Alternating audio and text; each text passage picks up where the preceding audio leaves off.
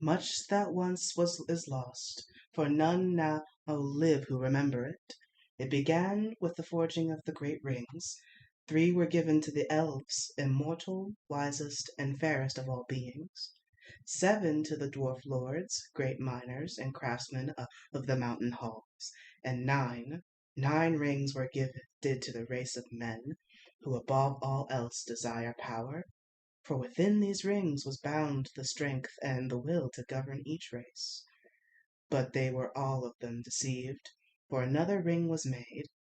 Deep in the land of Mordor, in the fires of Mount Doom, the Dark Lord Sauron forged a master ring, and into this ring he poured his cruelty, his malice, and his will to dominate all life. One ring to rule them all. One by one, the free lands of Middle-earth fell to the power of the ring, but there were some who resisted.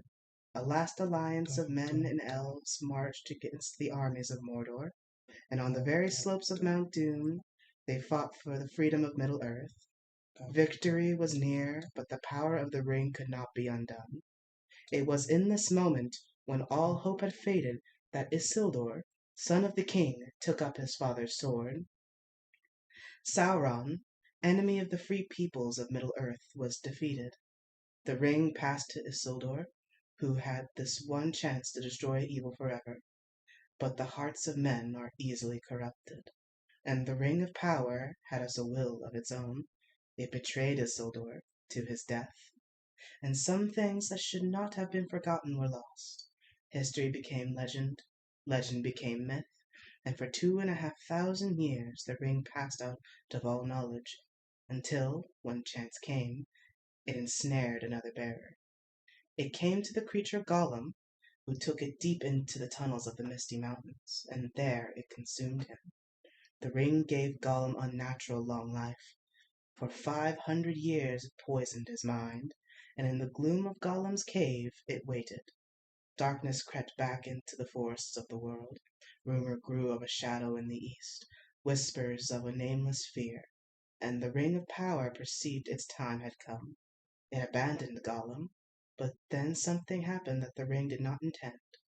It was picked up by the most unlikely creature imaginable, a hobbit, Bilbo Baggins, of the Shire.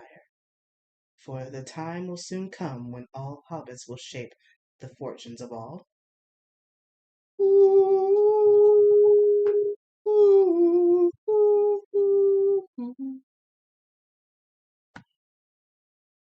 It's attached to its wear or something. It's almost You like can't you don't get the want to let it ring go. off. You seriously can't? Yeah. Okay, there we go. You can hand it to me, alright? It's gonna go back to you, You're alright? Sam. You're Sam. I'm literally, like, honestly, probably, I am Sam. You know? Can I be Mary? Yes. Yay. Mary is better than Pippin. Let's be real. I don't know, I really like Pippin. Pippin. He's just so full of a toque, you know? Yeah, it's full of You know, you know what I'm saying? Alright, Sam is returning the ring to the ring bearer. Yes. Unfortunately, I can't turn invisible like in high school, but here we are. Dude, I just want to say before we start, like, these are just a bumbling idiots. They are not. None of these characters are like they want to take it serious because this is a very serious mission. But none of them are capable. No. This is why everyone thinks I'm stupid. Because I am. Let's get the record straight. I am stupid. But the reason is, a lot of my childhood, I was watching these movies. I was playing the PS2 games. So I live in this idealistic world where these morals get you somewhere. But they don't. They really they don't. Not in the climate that we live in at the moment, I'm afraid. So guys, we have a guest here. Want to introduce yourself? Hello, I'm Moxie. It's a pleasure to be on the podcast. I'm glad that I got invited. Absolutely. Unfortunately for you, I'm your host, Chandler Allen Berry, and with me is my very confident and capable friend. Slug. And today, if you can't already guess by the subject matter we are discussing, it's Lord of the Rings. He couldn't get the ring off. No, I actually needed Vaseline. I've had it stuck before. It's crazy. Actually, Maybe it's just not. Maybe it's not the ring because it would have adjusted to you. I'd also turn invisible. Yeah. Yeah. Mm. I don't know. I can't read it. It's some form of Elvish. Oh, what was it? What was it? Was it Robot Chicken or was it Family Guy that had the bit that Frodo puts the ring on when he masturbates, and the eyes are just like, "Dog, no, I can see you, I can see you," Feels, I, think, and then he kept going. I can't remember what it was. Family Guy Robot Chicken. God, it's such a good bit. It's so memeable. There's so many good memes that come out of Lord of the Rings.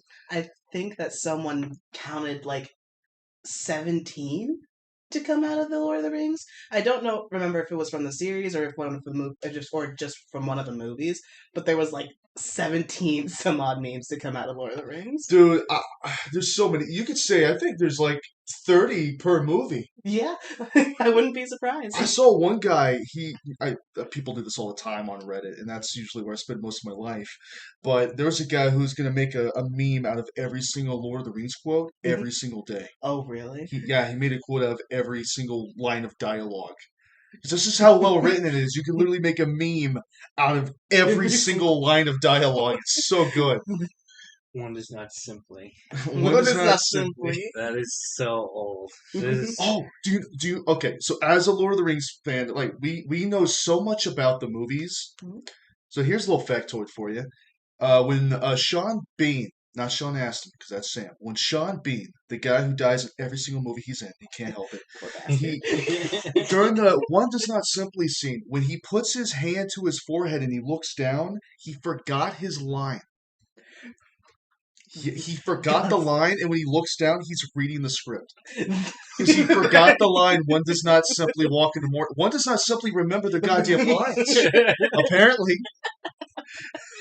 That's a lot of pressure. I love that guy. Like his position and his character, I would be under a lot of stress too because I gotta fucking nail this role because I gotta be somebody that people like, because I'm gonna be talked about in the second film and the third film. Just like with Ned Stark in Game of Thrones, it's like he dies very early on, but he's very prevalent throughout the rest of the story. And Sean Bean, Boromir's character, which we'll talk about more, it's so human. Like, a lot of the characters in this movie don't feel human because they're literally not. They're literally elves and dwarves and shit and little hobbitses. But he brings a human element to it. And the most human thing I can think of is the fact that behind the scenes, because I've seen like all 14 hours of behind the scenes featurettes, Of course you have. Sean Bean won't get in the helicopter to go, like when they're scaly mountains. The rest of the cast is hopping in helicopters and they're flying to the tops of these mountains. Beautiful, gorgeous scenery. New Zealand, most like 90% of the shots are real. Beautiful mountains. And I would have done exactly what Sean Bean did because he said, fuck the helicopter. And he scaled the mountains himself. It's because he was scared of the helicopter. I mean, honestly, probably yeah. But I like the thought that he's like in character because he'd be in his Boromir getup with the sword and the shield on his back, and he'd be hiking up these mountains. But yeah, he was probably most likely scared of a helicopter. Yeah. Helicopter crashing in the middle of nowhere. Happens a lot. Getting lost in Kiwi land. I would be okay with that. I mean, now that you mention it. When does that simply get lost? I probably, because it's so similar to Middle Earth, I think I could get my way around New Zealand. I know those mountains. I know where they go. Yeah, definitely. Topography be damned. I've seen all the extended versions of the Lord of the Rings. They're the best versions. Honestly, yeah. Because I didn't like the first movie when I saw the theatric cut, but then when I saw Fellowship of the Ring extended edition, I was like, okay, this is pretty okay. Yeah, because I straight up didn't like the first movie. I thought it was bad. Really? You thought the story was incomplete. Would you figure that? I didn't know anything about these movies. He's like, they didn't get the Mordor. He was disappointed at the end of Fellowship of the Ring. They didn't get the Mordor. Come on. Shut up, James. You're sending me all these goddamn Discord notifications. He wanted to play Among Us, but we had a podcast to do. Yeah, he always asks, like, at weird times. It was inopportune times. Yeah. And he never wants to play Roblox Among Us. Which is superior. It's just... Have you played it? I haven't played Roblox. It's really good. When you guys pulled up, I was playing Roblox. Yeah. I was playing Roblox SCP Containment Breach. Oh, here we go. But that's a topic for another episode. Before we continue on and go through everyone's thoughts, Mickey, excuse me, Moxie. So, Moxie, Mhm. tell me your story with Lord of the Rings. What's your history with it? How far back does it go? It's actually pretty recent. I watched it over 2022 with a very good friend of mine. And she was like, I think you'd really like it because, because you've been getting more and more to fantasy with Dungeons and Dragons and stuff. And I was like, okay, cool. I'll just sit down and I'll watch it with her. And it was like I feel like I missed out when loving it as a kid because I don't know, there's just something that's so peaceful about it in a way. I know it's strange to say because, they're going off and fighting battles and stuff, but looking into like the Shire and how simple yet fulfilling specifically the hobbits are, just it it kind of just it touches me in a place that I haven't really felt when I've watched other fantasy media. So I think that even if I haven't like had a very long history with it, I feel like it means a good bit to me, even if it was recent. I think it's funny she says that because it's funny he says that because I think it was last episode we were talking about. Other than Lord of the Rings, you're not gonna get much more out of fantasy movies. Mm-mm. No. It's the granddaddy. Yeah. It's where all fantasy springs from. And I remember, I think the only real class we had together in high school was PE. And we walked the tracks, and I think the one thing we really bonded over was fantasy. I think so. Yeah, we always talked about fantasy. And even though your relationship with Lord of the Rings is newer, it's almost like it was always there. Just something about an earnest story always gets to like the root of one's humanity, I think. Well said. Well said. It's a very honest piece of work and very human. And that's why I was using Boromir as an example. It's just a very human story, despite everything. Slug. Uh, like, what was it? Last year or the year before? At the apartment, we watched Fellowship of the Ring, theatrical edition, or the original release That of was your it. first mistake. Yeah, you were there. You were there when we watched it. You, James, Jaden was there, me, and maybe somebody else. I don't remember, but I watched it for the first time, and I was just like, I don't think this is for me. I really, this whole theatric cut, like, Sci-fi it's loving ass. day and night, day and night, man. So this past week, I just watched all three of the movies, and if somebody answered my call, I probably could have watched some of the Hobbit movies too. I was trying to set up my SCP account. Apparently, it takes 2 to 3 business days to get an account made with them. So sorry. But I watched Fellowship of the Ring, the Twin Towers, excuse me, the Two Towers. We're gonna continuously call it the Twin Towers. Don't worry. Like honestly, like it's not even a joke. That's just how it start. Like that's how I started talking because it's like because I watched the movie without even like really looking at the title because it's just like I see the poster and I was like that's the one on the list.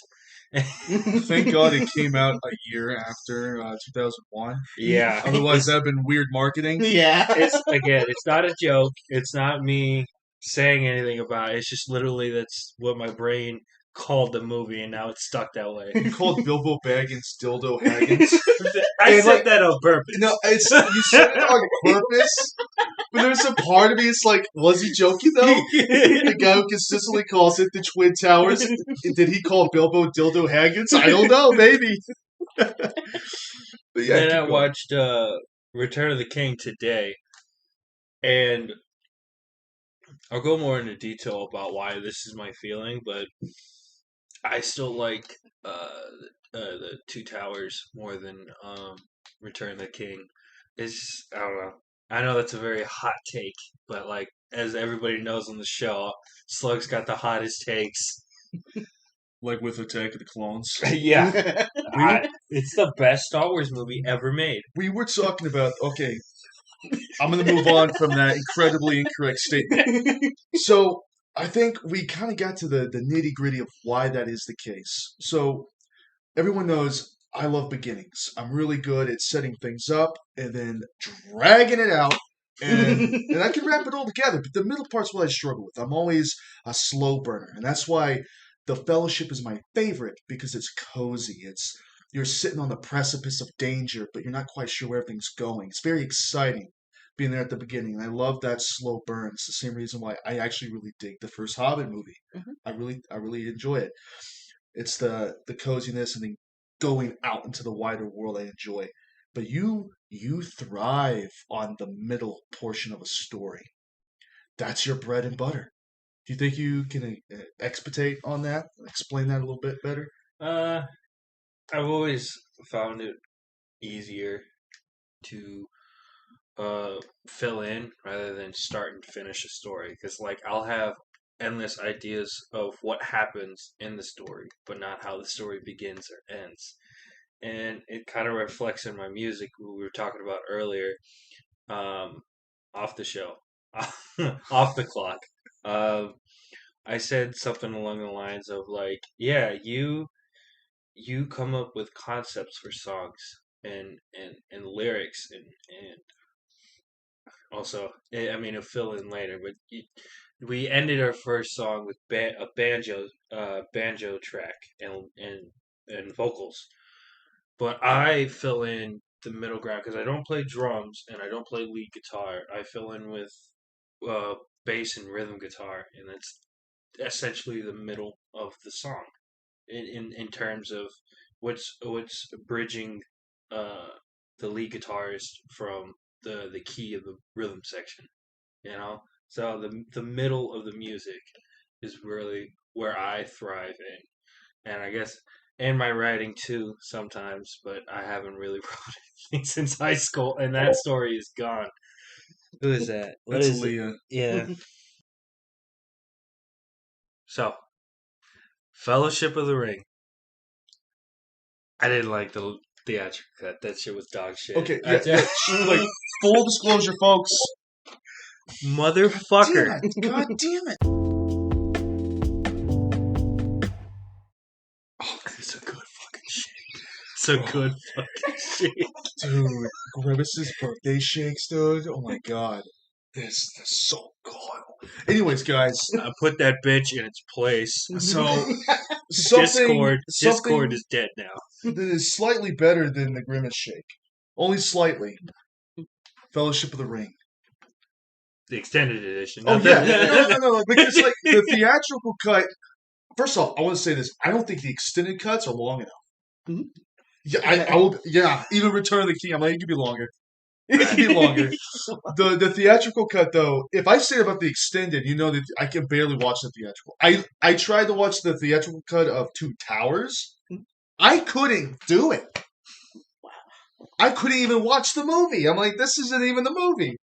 I It's kind of like want to do that now. I kind of want to go back and just in succession watch the extended cut, then the theatrical cut, then the extended cut, then the theatrical cut, then the extended cut, and the theatrical cut.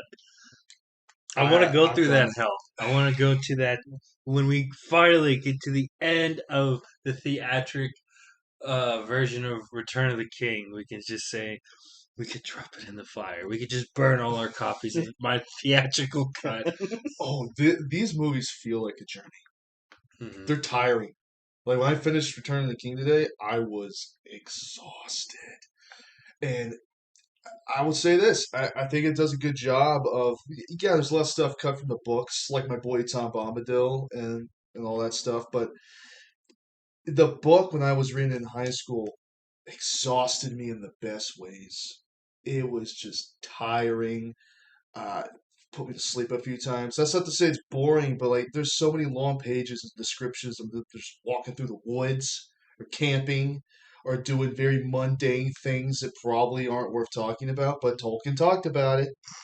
He would talk about what kind of food they were eating, what their second breakfast was. It was constantly talking about stuff that probably wasn't worth mentioning, but I loved it. Like Farmer Brown, for example, in Fellowship of the Ring, he's nothing but a scythe. You see coming over the cornrows. That's it. In the book, he's a full character. They have dinner with that motherfucker. They sit down and have dinner with him. They eat food with him. They break bread with the man. He's got a dog and kids and a wife. It's a full-fledged character, and it's just not in the movie. So even with the extended cut of Fellowship, they still couldn't have that in. That's how much is happening. That's how much it's such a full story. And even with the extended cuts, I really don't think it does it justice. But with Fellowship, even the theatrical version, I think it's passable. Because there's a lot of extended stuff I really don't think adds anything, almost like how the book doesn't really. Just kind of going through the motions. I think the only one where the theatrical cut is passable is Fellowship of the Ring. But you didn't see that. You did the right thing, and you watched the extended cut. I started with the theatrical cut. That was the only theatrical of the 3 movies I saw. And I, as I said, didn't like it. Thought it was a bad movie. Was not vibing with it. Then I watched the extended cut of the first movie, and I was like, the Danny DeVito meme. I get it now. Okay, I see what you're doing. The ball's in motion now. You've got my attention. Let's see what the Twin Towers can do for me. And just like even just talking about the Fellowship of the Ring, I think it's one of, in terms of how it was structured, it bamboozled me, and only because I didn't know that there was going to be like the other 2 movies are literally the continuation of the first movie. But I really saw that the whole movie is just the beginning. Nothing happens. It's a prologue. It's a prologue of a prologue. The fellowship of the literal fellowship doesn't even last before the credits roll. And they started 2/3 into the way of the movie. They're like the Fellowship for maybe like 45, 50 minutes. Maybe. Let's see what they do. They leave Elrond. They go to the Mines of Moria. Of course, I mean, they're still, like, they're going long distances, but as far as the movie's concerned, they go to the Mines of Moria. Gandalf dies. Allegedly. Well, I mean, he literally fucking dies. I mean, yeah. He literally dies. And when he comes back as Gandalf the White, he's really not the same guy. His personality He is different. barely remembered. He's an asshole. He's more of an asshole. Like, I he's think a even lovable the asshole. dwarf. I think the dwarf even mentioned it too. That it was like, I like the old Gandalf. This one's meaner. Yeah, the other one was fun. He doesn't really do anything anymore. He's also just incredibly mean the Pippin for some reason. Like, he's already kind of bullying the guy, but he just gives him a tougher time. Yeah, kind of like essentially like in Return of the King when he's like, fucking dude, like if you fuck this up, we're done. We're done. As a matter of fact, don't say anything at all. Yeah, or even when they were lighting the beacon, when I was trying to reference to, he's like, if you don't fuck this up, the shower can stay. If you don't fuck this up, all of you hobbits motherfuckers are gonna be done. If you fuck this up, be a hobbit worth talking about. I want to talk about the beacons so bad, but we still gotta stay focused. But I do want to say this right off the bat. First off, Kate Blanchett is Galadriel, opening with the narration, just beautiful, and going right into Howard Shore's score. The soundtrack, man, it's like 90% of the heavy lifting. Mm-hmm. It's incredibly moving. Everything, honestly, yeah, I would say that without Howard Score's soundtrack, is the movie as good? I can't say it would be. I think that the soundtrack really helps you set the tone for the experience that you're going to be watching. Soundtracks can make or break a movie, and I think that the soundtrack really helps make it. Like, for instance, when people talk about like Christopher Nolan's Interstellar, for example, this is a fantastic movie, sure. What does anyone ever talk about? It's the Matthew McConaughey meme where he's crying and the music. That's literally it. It's those two things. There's Matthew McConaughey and the music, which is fair. I mean, honestly, that's fair. yeah. I mean, that's why I watched the movie. I don't want to get into the theories that people say Interstellar was a prequel to Wall-E. Those people fuck off. But yeah, it's Get music. going about Matthew McConaughey. I'm sorry, I love the man too. Him and Vigo are like some of my favorite actors, and it's funny they happen to be in your franchise, the Texas Chainsaw Massacre. Yep. Vigo, I don't know. Vigo's kind of a weird guy. I don't know if you've seen like any behind the scenes or any other movies. He's very quiet. He can be funny, but he's a very quiet, soft-spoken guy, which fits perfectly for Aragorn, which you keep calling Aragon, which is a Christopher Paolini book about talking dragons. But I'm sorry. Okay. I look at the word and my brain tells me what I'm reading. Whether it's correct is not. It's not part of the equation. That's probably what Christopher Paolini did. Is he probably saw the word Aragorn like. I like Lord of the Rings. I'm gonna take that. You change a few letters. Yeah, they say Gorgoroth in fucking 3, and I lost my fucking mind. That's where almost like all black metal and death. They take almost all their names in inspiration from Lord of the Rings. Literally the Leonardo DiCaprio meme where he's pointing at the TV. I was like, he said it. He said Gorgoroth. And then they keep mentioning other like Emperor songs and all these different black metal songs or albums or band names, and I'm like, of course. I read that they were a huge inspiration. Now I'm literally seeing where their names came from. And the crazy thing about Gorgoroth is that's the place where the battle took place. Remember at the very beginning of the battle of at the foot of Mount Doom. Mm-hmm. That's where it's taking place. Is right there at Gorgoroth. The Black Gates. Mm-hmm. The Black Gates is Gorgoroth.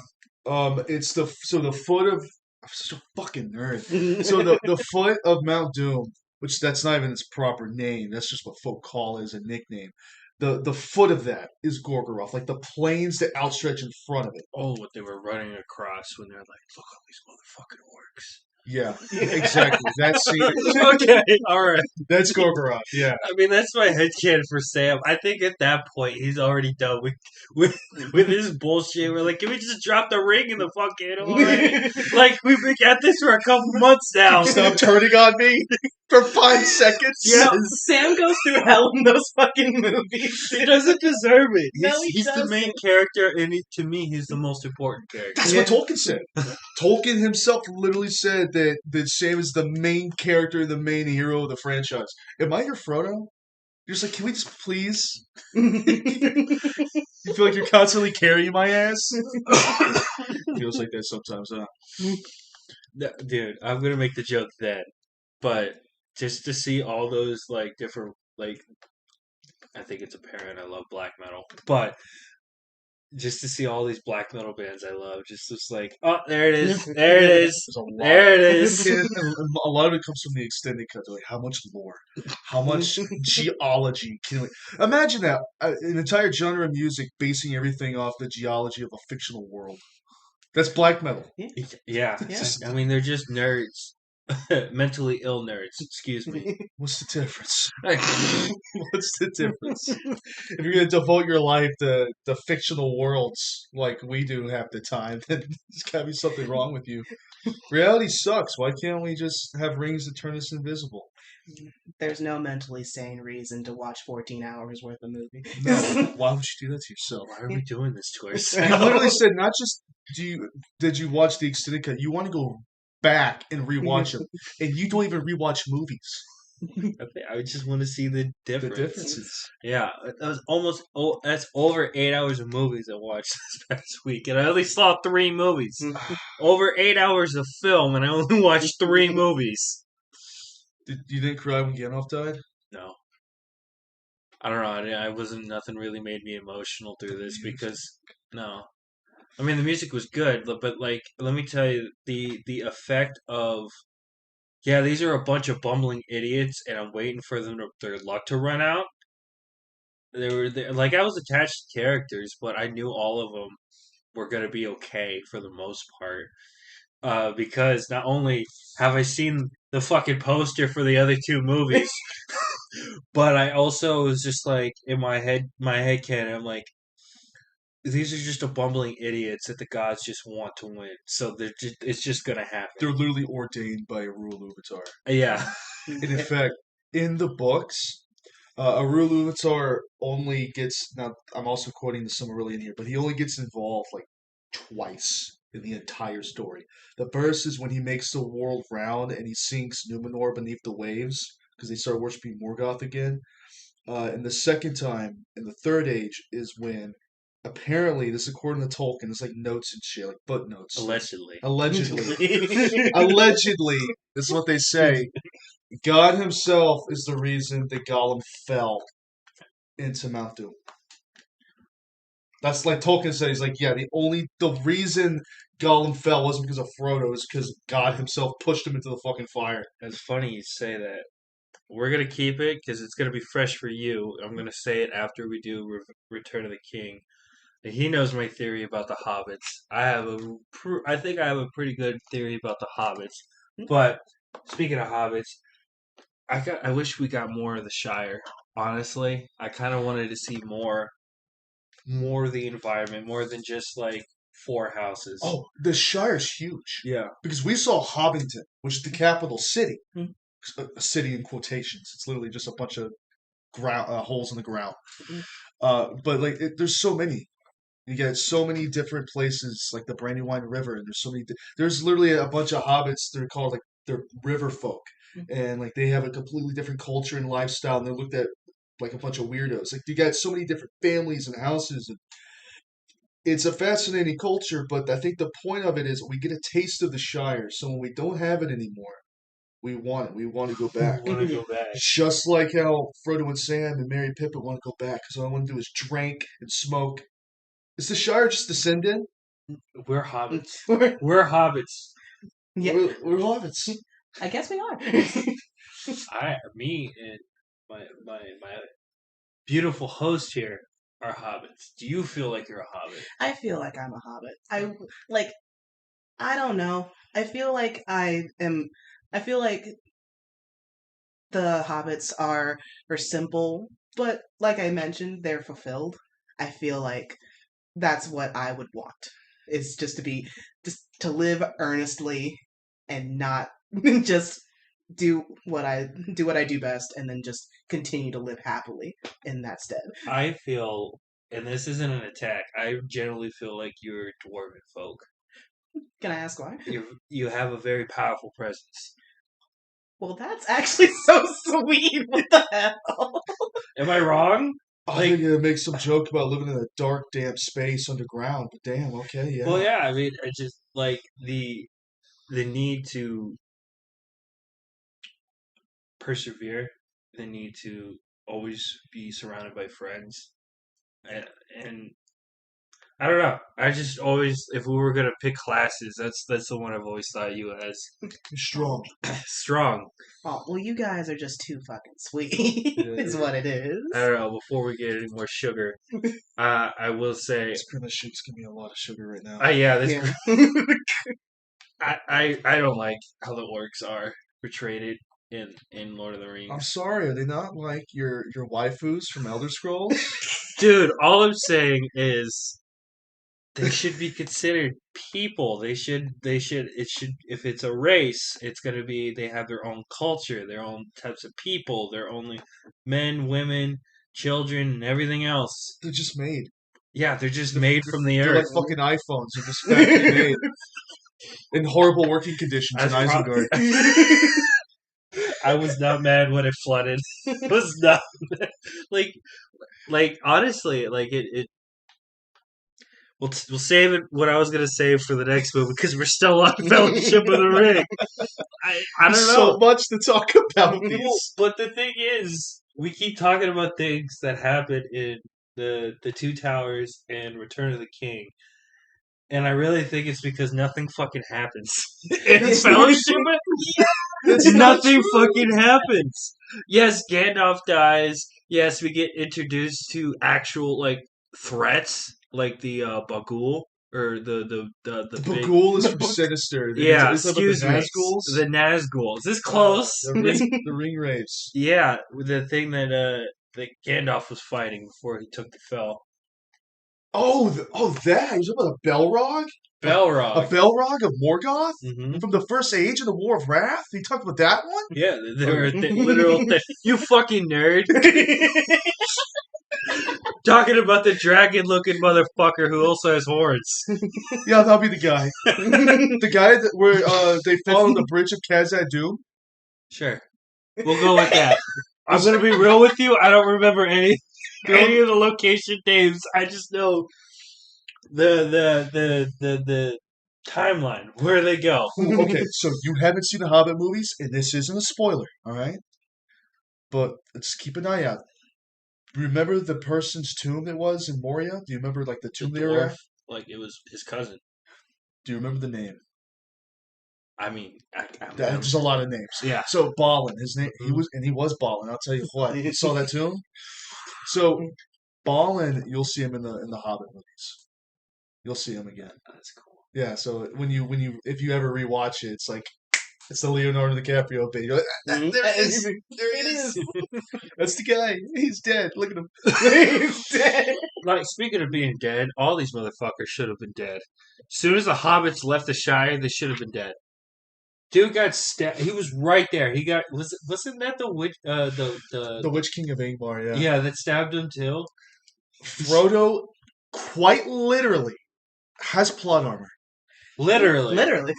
Mithril is literal plot armor. There's no ifs, ands, or buts about it. Let's see, he should have died like what 3 times during the course of the movie. He gets stabbed by the Witch King. He gets stabbed by the troll, the cave troll in that tomb scene battle. What's the 3rd time he should have died? I mean, honestly, he should have died probably about 20 times each. When and the every spider, movie. the spider should have killed him. Oh, Shelob? Yeah. I honestly think the spider was toying with him. Either that or his divine intervention. So, first off, because we're going to talk about it. I know, we're going to talk about it. But does anyone know anything about the Shadow of War games? I've heard of them. Yeah. So if you've played Batman Arkham, any of those games, it's by Warner Brothers Game Studios, and it's pretty much like the same combat style. It's the same feel, and it's just like the Batman games. It's really lore heavy, and you're constantly finding secrets and Easter eggs. It doesn't really fit into the timeline like really well at all, and that makes like the main character like really important to the plot, which is like an OC, like a fan OC being inserted into a story it doesn't belong.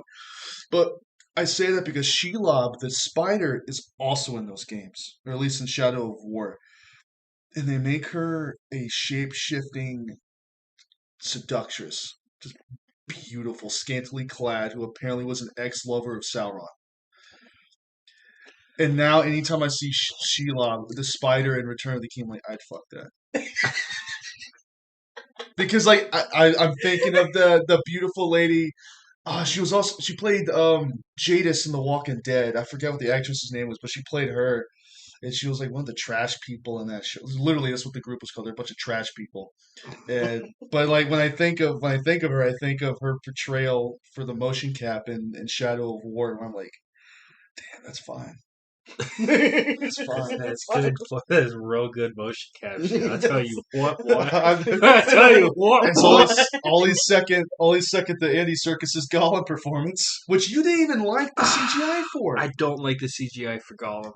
I like when we get the back. Oh, that was the only time where I felt a little something. Was the backstory for Smurgle? Okay, let me be fair. My brain told me to say Smeagol. You were right. My brain told me to say Smeagol, but I was just like, don't go with your gut. Go with what your brain's telling you. For once, it's reversed. Your brain actually knows something that your gut doesn't. Right, but Smeagol and Deagle. that was just real, because it adds so many questions for me. It was like, was that his, like, were they really good friends? Were they just fishing buddies? What's he calls him my love? Yeah, I don't know, because he calls everybody my love. Exactly. I'm gonna be real because we're not there yet, but I'm gonna say it right now. I I love these movies. I've always loved them. It's literally my favorite story of all time. Uh-oh. I don't like the opening scene. I don't. I know I don't like Andy Serkis's performance in that first scene.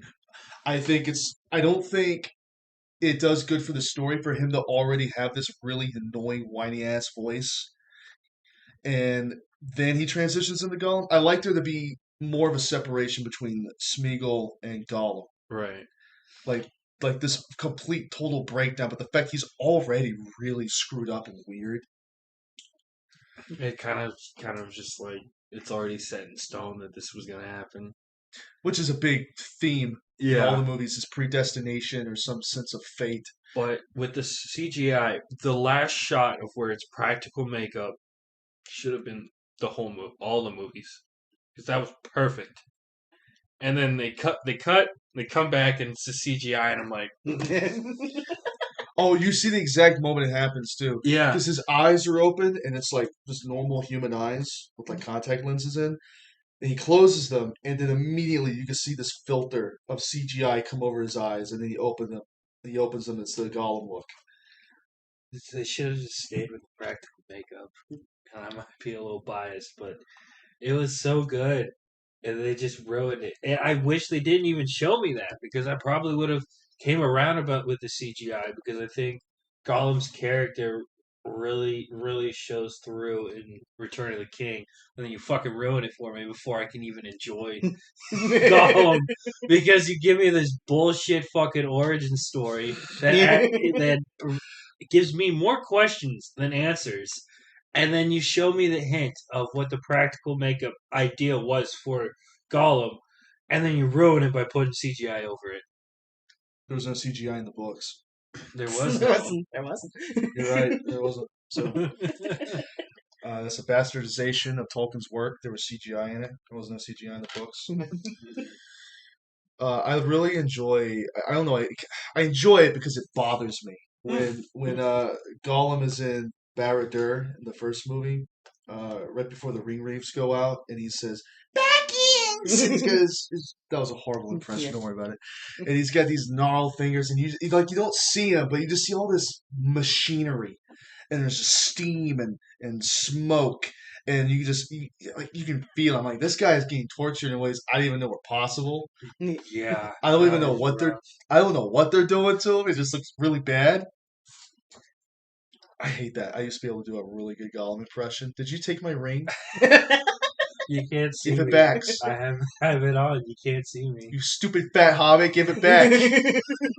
That's fair. stupid fat hobbitses. Hobbies. Hobbit. I love the way he talks. I wonder how much like training or not prep time with this fucking Batman. He did play Alfred, but how much they had to sit Andy Serkis down, like, oh, this is the kind of like intonation we want. This is how we want you to pronounce words, or how much of it is just Andy Serkis just going at I wonder that too. Actually, Fucking Gandalf is what's his name? Mithrandir. No. And then Magneto. Is that it? Yeah. What? It took me. Yeah, he's the same Oh, character. yeah. Excuse me, same actor. I was so confused. I'm like, Magneto's not in this movie. yeah, it's the same It's guy. the same way you could say that Dracula's in this movie, or Count Dooku's in this movie. You think Christopher Lee's performance in these movies is the most intimidating he's ever been?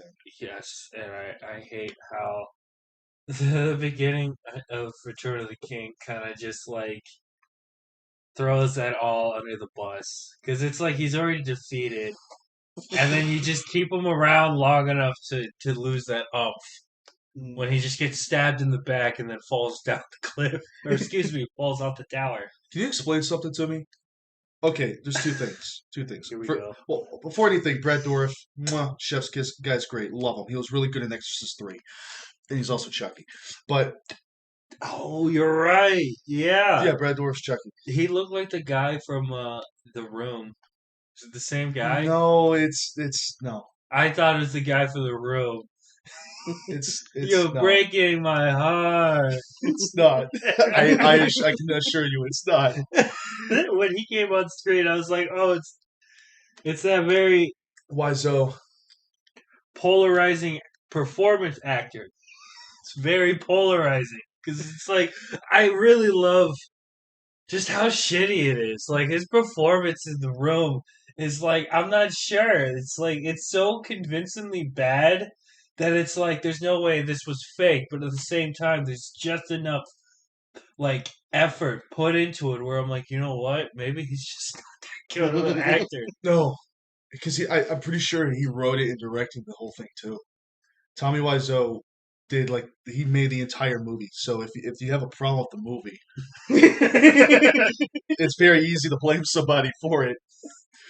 But yeah, Brad Dourif's performance, I love. He's always crying. I don't know if you ever seen Exorcist 3. He's just constantly got these teary eyes, and it's very, very moving. And the whole time you can tell he's conflicted about working with Saruman. It's like he's doing it. Why? Like I want more Grima Wormtongue. Like why is he really doing this? There's some story we're not getting. Even in the books, it's really not explained why he's such a sleazebag. Why he's so just on the wrong side and throwing his own people under the bus. I don't explain. In the way of Theron, the king. Oh, Theodred. Theoden.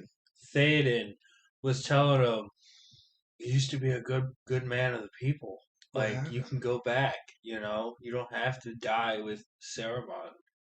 And he stabs Saruman in the back and dies. Okay, answer me this. They went there to bring justice to Saruman, right? Yeah. Grima stabs him in the back. Why the fuck does Legolas shoot him with an arrow? That's my point number one. Why does Legolas shoot Grima? And two, how did he reach him? Orthanc is really tall. Yeah, He's just okay. First off, he's an elf. I mean, yeah. First off, he's an elf.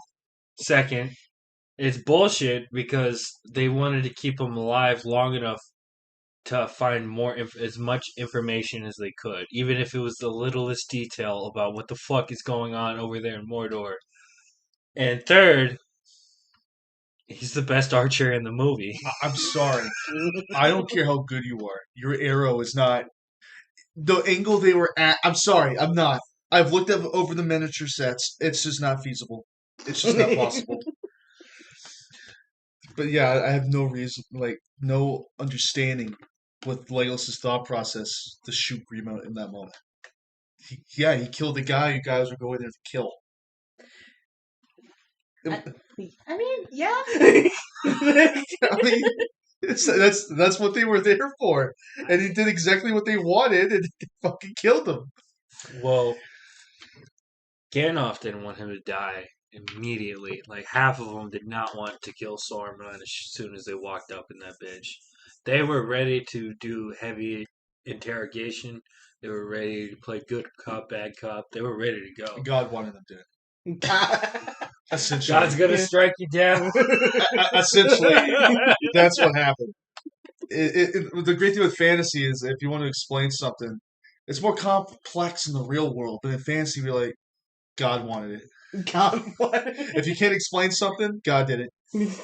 That's kind of what I feel like I'm waiting for in Skyrim. It's just waiting for one of these gods to be like, this man's getting a little too powerful, a little too quick. He's fucking up a lot of different shit. Because it's like, I at least for me, I think what the best for Skyrim would have probably been is if the Dawnguard won and defeated the vampires, but I sided with the vampires, so you knew they weren't gonna win. No, because you're the main character. Yeah. You're Frodo with his mithril plot armor. God's gonna strike me down, and I don't think it's gonna be Talos. Oh, Talos? Talons, or even the orc god. That's the Daedric Prince. I forget his name. Oh, he's probably chill with you. Oh yeah, he's probably waiting for me to show up in an orc stronghold just so that thank God it's this guy again.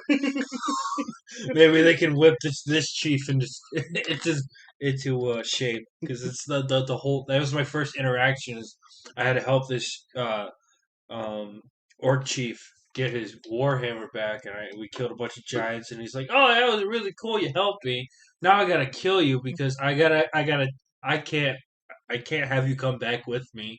I didn't want it to seem like you helped me. No. So then I killed his ass, brought the warhammer back, and everybody at the tribe was just like kind of 50-50 about it too, which was really weird. It's almost like God had a plan for that man. You're a prophet of the orc god. Insert God's plan joke here. There you go. Would you say you like the fantasy world of Elder Scrolls more than Middle Earth? Yes. I don't think that was ever going to be a debate for me. Is it just because of the orcs? Is it literally just because of orcs? No, I like how intertwined all of the different races are with each other. Yeah, then there's actually their lore between different races warring against each other, but at the same time, they're all friends too. You know, like the elves and the Nords. Some of them still hold grudges, but some of them don't. As long as you're not a dark elf. I mean, fuck those guys. You haven't played Morrowind yet, you'll see what I mean. Fuck those guys. I mean, I did in the Raven Rock DLC. I did see the dark elves living in mushrooms. They seem a little bit of pricks. Excuse me, but I digress. So here's the thing about orcs and Lord of the Rings, right? I'm the lore master here. A lore lodge. Yeah, here's your lore lodge. So, okay. Now you derailed me. So, by the way, the author Cormac McCarthy died the other day, and a lot of people may not know who that is, but he did Blood Meridian and No Country for Old Men. Apparently, and it just seems this way to me, anyone that Windigoon talks about dies. Uncle Ted died a few weeks ago. Uncle Ted died, and now Cormac McCarthy. So don't have Windigoon make a video on you, because Windigoon. Here's my theory. Here's my tinfoil hat conspiracy. Windigoon works for the CIA. Tell me I'm wrong. Tell me I'm wrong. You can't, because you die. I can tell you what's wrong. How fucking long this fucking first movie has to be, because it doesn't need to be this long. Like, okay, so leave the Shire, go to the bar, go to the elf kingdom, go through Mora, then you got to go through the woods, and that's the end of the movie. Yeah, and people say it's a walking simulator, but I enjoy the journey. I enjoy the journey. I'm sorry. I honestly feel more like with the dwarf, the elf, and the future king parts of the Twin Towers. I really think that's a walking simulator. But like for the first, second, and third movie, the only walking simulator part is Sam and oh fuck, what's his name? Frodo. There you go. Baggins. Look, I gravitated to like 3 characters. All right, give me a break. Who There's were a those lot 3? of motherfuckers. Was it Gimli? Gimli, Sam. Who is it? Other than Sam, who's the other 2? You would say like you really gravitated towards. Or like Legolas. The elf guy that you bitched about. To say Legos. Just call them Legos or Orlando Bloom. For the love of God. Did you think this was gonna happen? Call him Will or something. I don't know anything. So I like the dwarf. I like the elf. The elf that shoots the arrows, not the other elf that shoots arrows. They all shoot arrows. They're elves. I like Sam, and I really like what's the blonde chick that became? Eowyn? Yeah, that's the princess of both kingdoms at the end of. The horny one? She's always horny for somebody. Like literally every interaction. She had to get turned down by Aragorn.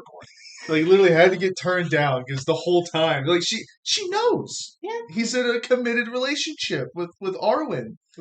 That lucky son of a bitch. But then you got Eowyn who's just trying to cockblock the guy. I can't. We can't do this episode talking about Fellowship of the Ring before mentioning what I said when we watched that scene when she was first introduced. James or you was like, or I think it might have been Frodo who said it. It was just like, "Is that an angel?" And I was like, "Natalie Portman," because Anakin in Phantom Menace is, "Are you an angel?" But this one felt more ethereal. Like I would understand if Is you that thought Natalie Portman? I would understand thinking this is an actual angel.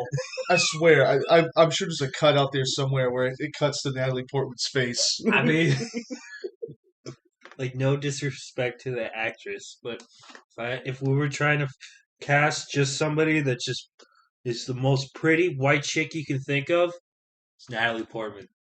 Nicole Kidman. Natalie Portman. Nicole Kidman. Natalie Portman. Okay, I'll give it to Nicole Kidman. But I wish there was like. It just occurred to me. I'm sorry. Speaking of shit that should have been in the movie, I wish like little shit like I wanted to see Frodo actually put on his fucking armor, but then again, that just throws that whole fucking twist out the window that you think Frodo just died. But at the same time, I'm like, it's just the cut between when Dildo Baggins. I said it on purpose that time. I said it differently too. I still said it differently. Dildo Haggins is like my precious, and then he's like, "No, fuck that." And then Frodo kind of just looks at the ring, and then it cuts to the next scene after he was like, "You should wear this," and then he notices the ring, and then he's like, "Oh." Whatever that face was, that shitty CGI that they did with his face. But I wish there was like that extra end bit to that scene of him putting it on. I just feel like that's one of if we're talking about the first film, that's the only scene I would have wanted extra. And I really can't say any others because I haven't read the book like you. I can't tell you what needs to be in the movie and what can't be in the movie. All I can say is that just particular cut felt like it was cut just too early. So can I talk about this real quick? Because I've already mentioned him. He's literally my favorite character in the book. Is Tom Bombadil. I need to talk about it real quick. And I want to gauge audience reception here and see, do you think it was a good idea to cut Tom Bombadil? So they're going, the hobbits are going through the woods. They just left Farmer Maggot's house and they're going through like this enchanted forest and the fucking trees start attacking them. And there's literally a character called Old Man Willow, who's a giant tree, and he starts like wrapping his roots around him. And then this jolly old Saint Nick looking motherfucker with yellow boots and a blue coat and a hat starts singing and dancing in the woods. It literally just tells the tree to stop. And he invites him to his humble little abode where he makes some food and he's got this goddess nymph river wife who is called Goldberry, and she's just literally the most beautiful thing ever, just singing and constantly just like in the water. She's literally a water nymph. And the whole time, Tom Bombadil makes zero sense. He's constantly rhyming and making up nonsensical songs. And he's clearly not human. It's very explicit that this guy is not fucking normal. And there's a scene where Frodo hands him the ring. And Tom Bombadil literally grabs the ring. He's like, what is this? He has zero temptation. Okay, he has one bitch. But he's got like zero like allure to this ring whatsoever. And he just hands it back. He's like, I don't care about that. And during the Council of Elrond, apparently they know about like all the elves. Everyone knows who Tom Bombadil is, and they're like, "Yeah, we don't fuck with that guy. That guy's weird." And Gandalf's like, "Maybe we should take the ring to him." And everyone's like, "No." You want to know why we won't take the ring to Tom Bombadil, even though he's literally one of the most powerful beings on the face of Middle Earth? The reason they won't take it to him is because he doesn't care. If he took the ring, he would be like, "What is this?" and he'd throw it away. He does not give two shits about the ring. And there's this goofy ass moment that happens before this when they first leave his house. So Frodo, Sam, Meriadoc, Peregrine, they get taken by a bunch of Barrow Wights, which are like literal dead people, and Tom Bombadil burst in like a superhero. The way it's written, like the way my mind conjured up these images, Tom Bombadil literally flies into the room. Like he literally just with his arms outstretched Superman. like Superman flies into the room, and I picture like a fucking rainbow, like a rainbow trailing behind him as he flies into the room, and he beats up all the Barrow Whites, and then he proceeds to hand them a magical dagger. And this dagger comes into play later when Mary stabs the Witch King. Mary. Oh yeah, he stabs him in the leg. Because like when you're watching the movie, you're probably questioning what is this dagger that Mary just stabbed into the Witch King's ankle and it just disappears. It like puffs into smoke. You're probably thinking, what is that? I'll tell you what it is. It's the dagger given them by Tom Bombadil because it's plot relevant. So tell me, do you think it was a good sacrifice to keep the dagger that he gave them in the movie, despite the fact that Tom Bombadil isn't in the movie? What was the plan with the dagger to begin with? It wasn't. It was just for protection, and he gave him a dagger, and they never used it. But Mary just so happens to use the dagger on the Witch King in that moment, and it's a magical dagger. It can't kill the Witch King because that's not prophecy, but it can hurt him. It can physically hurt him, unlike any other mortal weapon. Gotcha. And so I think that's funny. Every time I watch that scene, I'm like, that's my only Tom Bombadil representation. It's that's a tricky question because would the blonde chick be able to kill the Witch King if he wasn't hurt already? In the movie, it appears no. No, because she was about to die, and Mary comes in and stabs him in the leg, and that's what I interpreted as catching him off guard. So I remember you talking about the dagger, but I didn't know when it was going to come up. And in that scene, I didn't think it was that dagger. I just thought it was weird that the fucking knife just disappeared. And that's why it's an enchanted dagger given to them by a mystical being who some people theorize is a Iluvatar himself. What I felt like what was so weird about it is that they talk about this man like he can't get hurt, and then he just stabs this man with like a dagger. Like to Mary, it's a sword, but to us, it's a dagger, and he just stabs him in the Achilles heel, almost like literally in the center of the right before the right center of the leg. It just fucking cripples this man for a second because he's like, is this what pain feels like? Well, I haven't felt this in centuries. Yeah. It's a little fun note about this. Why, like, what makes Lord of the Rings so fun is themes. It's the very cyclical nature of history, you know, it repeating itself, but also how something from thousands of years ago will come up again in little thematic ways. Like, for instance, Gimli taking a lock of Galadriel's hair. That is a really big deal in the books. Really? Yes. Like the strands of hair that Gimli gets from the elf chick.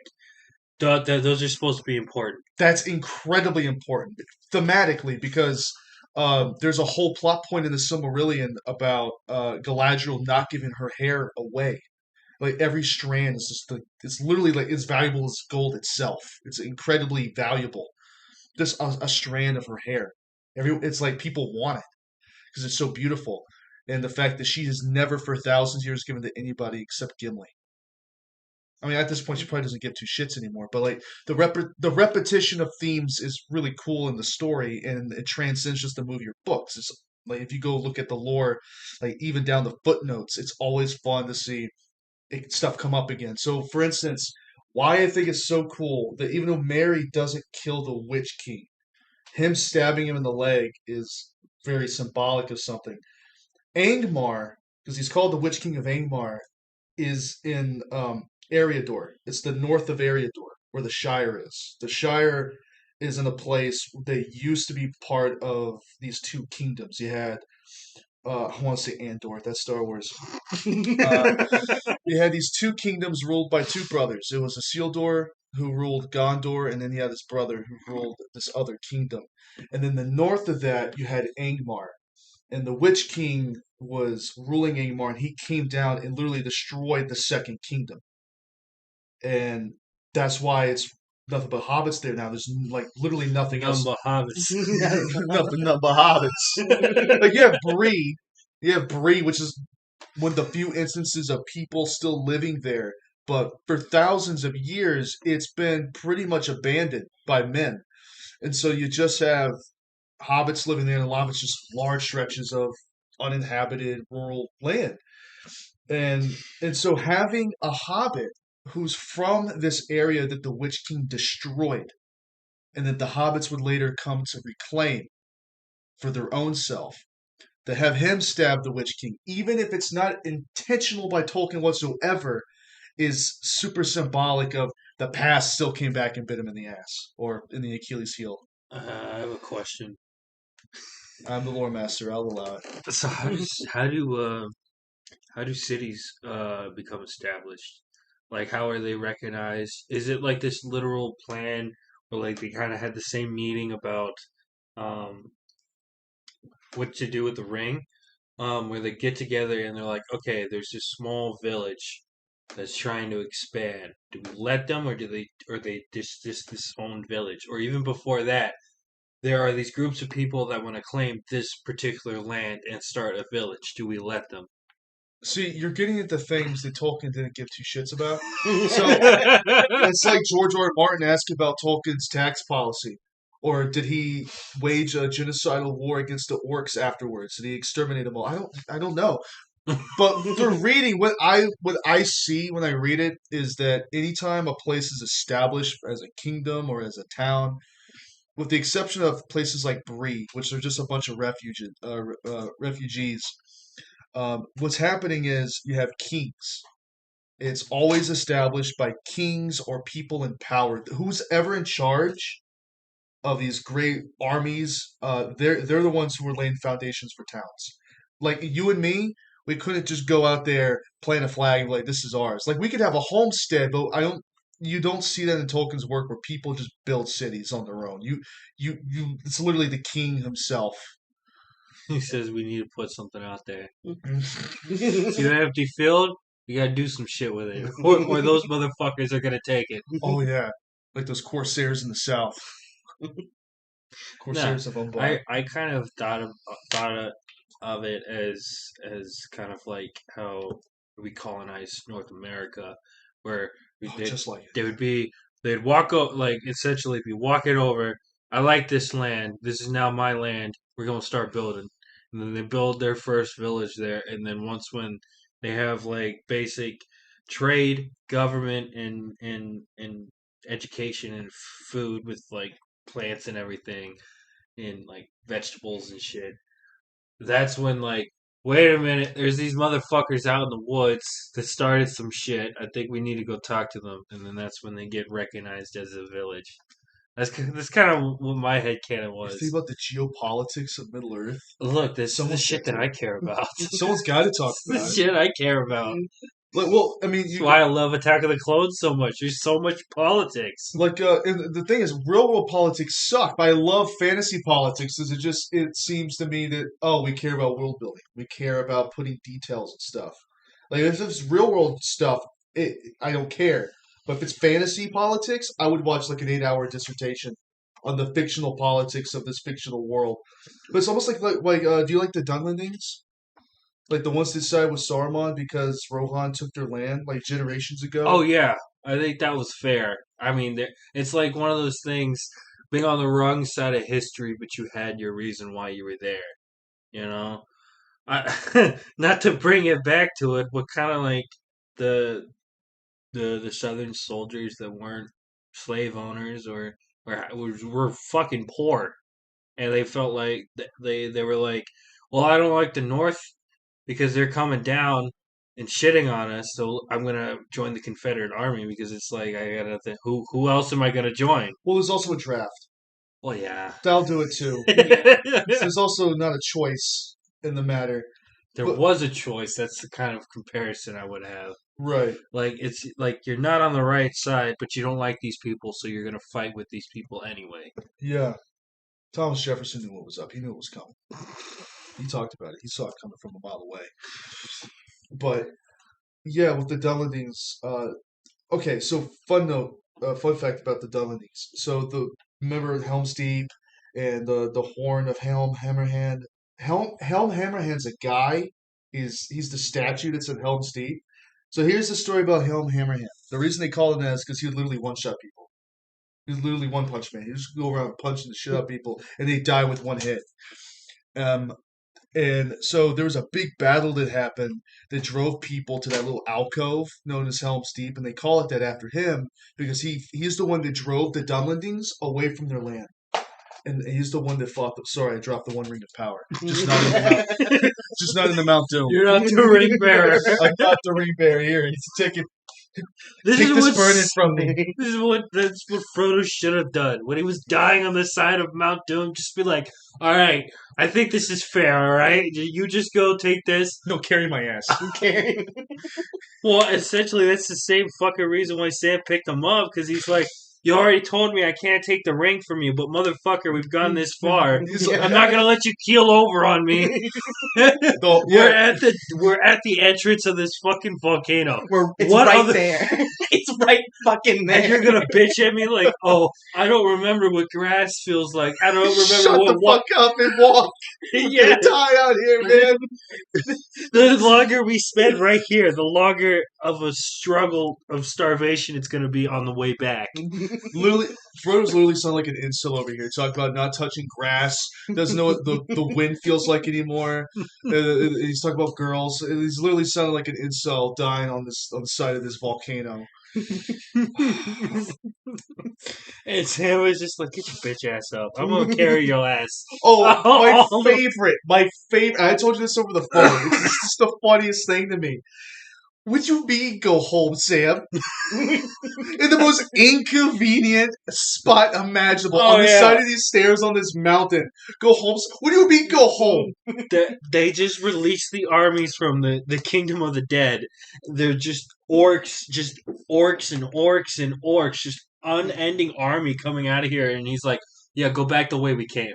And this happens. This happens after the bread incident. You're right. So there's no food. This is a death sentence. He literally sentenced Sam to die. He's like, go back. They're like, there's no food. I have no choice but to continue. We're right here. I think on some level, Sam and Frodo had the idea that once when the ring is dropped into Mount Doom, like everybody's gonna know. Like there's gonna be some kind of effect. The volcano's gonna do something. Something's gonna go on with the tower, and that they would notify his friends to come get them. Because at this, dude, you heard from these motherfuckers in 6 months, right? You didn't get any correspondence. You didn't get any letters out, and it's just like, maybe he's dead. You would probably forget about it, but then once when the ring, like the shit happens, they're like, oh, they're alive. We probably want to get there as soon as we can. Because they're probably starving. Yeah. They've just been walking on foot for the greater part of half a year. It's literally like a year Right, yeah. on foot. No horses. I know. Halflings can't ride horses. I know they say the whole argument is, well, why didn't they just fly to Mordor on the eagles? Because Sauron literally has an air force. It's called the Nazgul. Yeah. Oh, yeah. He has an air force. He literally has an air force. So does Saruman with all his birds and shit. Right. It's like, It's gonna carpet bomb any of those eagles out of the fucking sky. but like essentially, yeah, it's like Sauron literally has an air force, so of course They they're gonna can't fly into Mordor. What's Does that not simply fly into Mordor. You can't just use the Great Eagles as a taxi service. Like they're being loaned out by a god. The god of the skies letting you ride these giant eagles. I want to know what Gandalf did to convince a sky god. Oh, because you worked for him. Oh, Remember how I right. was saying like the Astari, even Sauron, they're lower deities that or angels essentially that were working for the Valar or apprenticing for them, like how Sauron was an apprentice to Melkor, aka Morgoth, and was super into like crafting and order. That's why Sauron. That's his whole deal. Is he feels so bad. Yes, I'm siding with Sauron here. Sauron felt so bad for working with Morgoth because Morgoth's whole thing was he literally wanted to destroy the entire world and reshape a real Iluvatar song because he's just Satan. Like essentially, he's just Satan. and Sauron felt so bad about that he tried to overcorrect. So he's more obsessed with order and preserving things versus freedom of people. But I digress. All that to say that the reason Gandalf can just loan out these eagles is because he apprenticed with the god of the sky. So That checks out. he Yeah. he has connections. the He's got man's the network. hookup. Yeah, he's networking. So that explains that. Is there- I'm struggling to find any more points I want to talk about Fellowship of the Ring. Oh no! Can I talk about something? Since we're like on the whole tangent about Mount Doom, real quick. What's its actual name? It's like Andros on. It's like with Thought he Isengard. was the lore guy. What happened? What happened? I'm Oh, sorry. what happened? Like with Isengard. Oh, that's Orthanc. It's an O. It's like Mount or not Arias. Jesus, Orion. Orion. Yeah, it's like Andros or something like that. But if you notice, when the Eagles are coming to rescue them, how many Eagles were there? 3, How many people did they need to pick up? 2. Why was there a third eagle? Because they flew there with the intention of saving Gollum. I think it's really sweet. They brought a third eagle just in case Gollum was redeemed. That sucks, man. That was the plan. Was they? That kind of hurt. Yeah, Oh, yeah. It's subtle, but like yeah, that's the reason there's a third eagle because the plan was to save Gollum too. Ah, that hurts. that's Kinda heartbreaking. a little bit. Like, even if I thought that, excuse me, Gollum, before I name another fucking Pokemon. Gollum. I felt bad for the Two Towers, but then with that origin story, I was like, I don't give a fuck anymore. This guy sucks. He was a dickhead before he got the ring. Yeah, and that's kind of why I don't like it. 'Cause it's really hard to sympathize with the guy when he kills his. I think he's supposed to be his cousin. I think Deagle's supposed to be his cousin. They might just be good friends. I have no idea. Could be gay. that Never like know. that's kind of when he says stuff like "my love." I don't But know. at the same time, he calls everybody my love. Well, it's like Ice King calling all his penguins Gunther. It's the same thing. It's the same thing. He's mentally ill and he's stuck in a moment in time where like everyone is this guy. Everyone wants to take the ring from him. So just like the same way he would call Deagle my love, he calls everyone that because everyone's just like Deagle trying to take his ring. He's stuck in this moment in time and he's paranoid and schizophrenic about it. Gollum's a gay icon. I can't disagree with you. I don't know. We can't take it up with Tolkien. Okay, here's the cool thing about Tolkien's death. You ready? Here's the coolest thing about Tolkien's death. All right. You know what year he died? Wait. He died in 1973. Why is that cool? Star Wars. No, that was 77. One ring to rule them all. Okay. Let me start from the very beginning. All right. So you have 3 rings for the Elven Kings under the sky. 7 for the Dwarf Lords in their Hall of Stone. 9 for mortal men doomed to die. 1 ring for the Dark Lord on his dark throne in the land of Mordor where the shadows lie. 1973. That's wild. That is really wild. That's crazy. I don't know why. Like it's such a coincidence. It's not in the same order, but it's just the numbers are perfect. Right. 1973. That's crazy, man. That's fate. Do you have any final notes on Fellowship of the Ring? Not that I can think of at the moment. My brain usually gets scattered, so I might like chime and be like, "Oh, right, there's this thing," but If you remember something, don't hesitate. I won't. I'll be sure to bring it up. Gandalf quotes. There's a few good Gandalf quotes, and to tie it back with Return of the King, Gandalf has a quote where he's talking about Gollum because he somehow managed to follow them into a cave collapse after they fight a giant fucking octopus. Right. Yeah. How did Gollum get in there? Whatever. Bring it up with Tolkien. So they're in this cave. The cave collapsed, and somehow Gollum sneaks his way in there, like a little rat that he is. And Gandalf has a quote about how, like, his story's not done. Like how it's Bilbo's mercy that may rule the fate of men. That simply sparing this pitiful little creature may have consequences in the future. Like how can you kill something and not know what its destination is? You don't know what its future is going to be. It might do something great. And are you going to be responsible for taking that greatness away from the world? Because he has a chance to redeem himself. And so when you see the eagle fly in the end, Gandalf always intended for Gollum to have a redemption arc.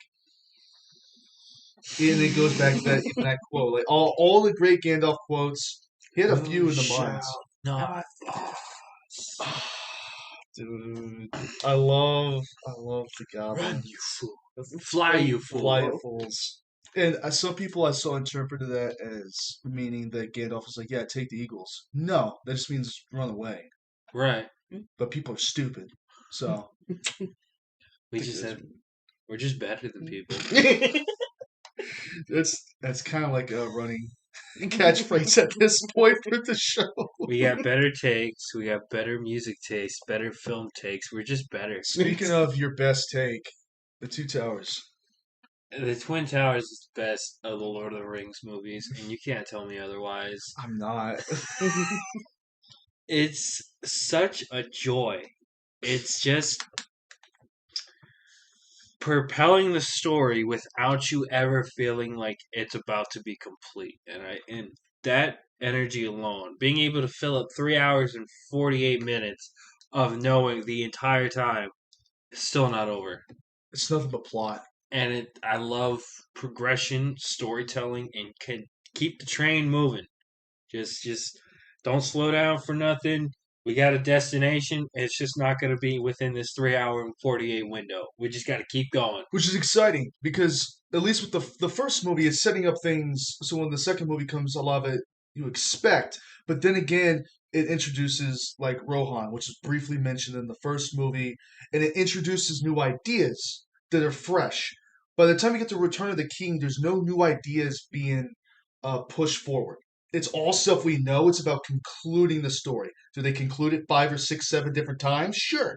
But the man has like 4 endings. Like honestly, when it's zooming away from Minas Tirith, that credits. Right. But I digress. It's constantly introducing something new that you're learning for the first time. By the third movie, it's like we already know this. It's about concluding it. But in this one, it's always something new around every corner. Like even with the Ents. Like I don't think they were hinted at or referenced at all. No. Until they're there. And in any other movie that might feel cheap. But it works. It works. It works very well.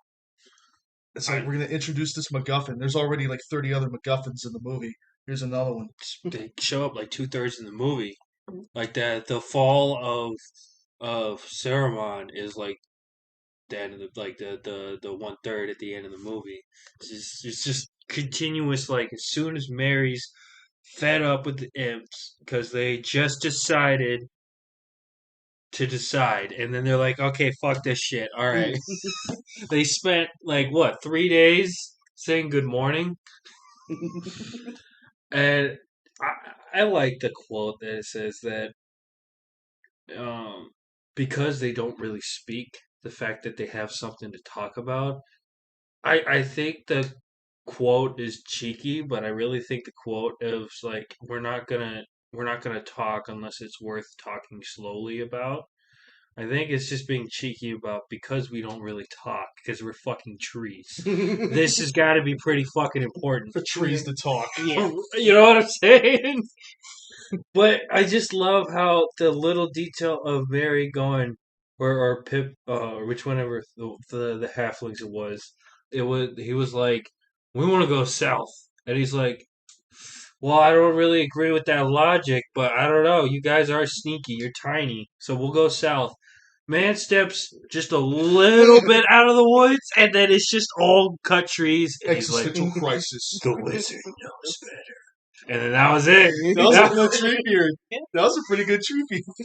The wizard knows better, and proceeds to just call all his homies up, say, "Hey, we got a spot we got to hit up. All right." Within like I They would took it out like really quick. yes, like they were. What's the name of the tower?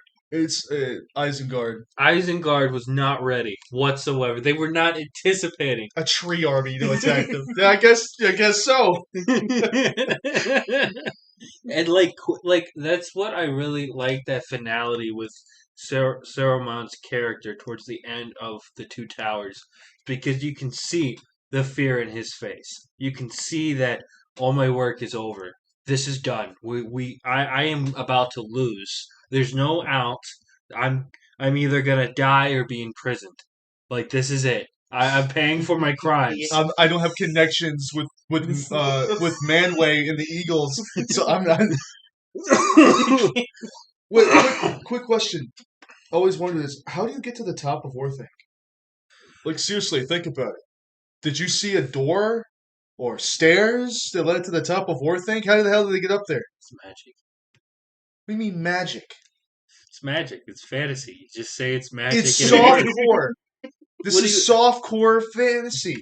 Bullshit. Tell me what hardcore fantasy is. Okay, I will. As the fantasy guy. So hard magic means it's very scientific. Down to a T, they have explained in great detail how the magic system works. Like in Brandon Sanderson's Mistborn. It's all light magic. There's different magical abilities that pertains to different waves of light. So if you want to use this particular kind of magic, I want to use this kind of color of light. Like I'll use orange or pink or green. That decides what kind of magic you use. Kind of like the lightsaber color. Sure. But yeah, I told you've read the thing where it's Star Wars is just Harry Potter. Yeah. it's just a hero's journey. Speaking of the hero's journey, fucking these motherfuckers go through hell the entire longevity of these films, and at the end of it, I'm kind of like weirdly satisfied with Sam's ending. Like all I wanted him was to just get the girl, but not only does he get the girl, he gets the cake and gets to eat it too with having a wife and kids. It's very fitting that the movie ends on him, like the entire trilogy and the story ending on his happy ending, because what Tolkien's trying to say is this is the life everyone should want. Simple niceties and homely comforts with a kid and a family and a few crops in the field, like that's the life. And this theme comes up over and over again. You'll see it in The Hobbit too when we finally do those movies. Is it's like a saintly duty to take care of the earth. And I know your environmentalist boner was raging with the Ents.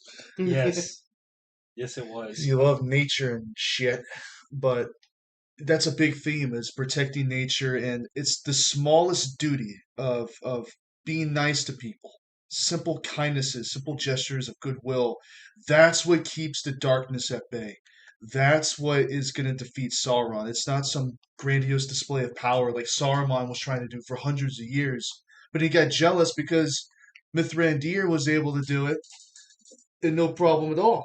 Because Gandalf's whole thing was he was relating to the small folk.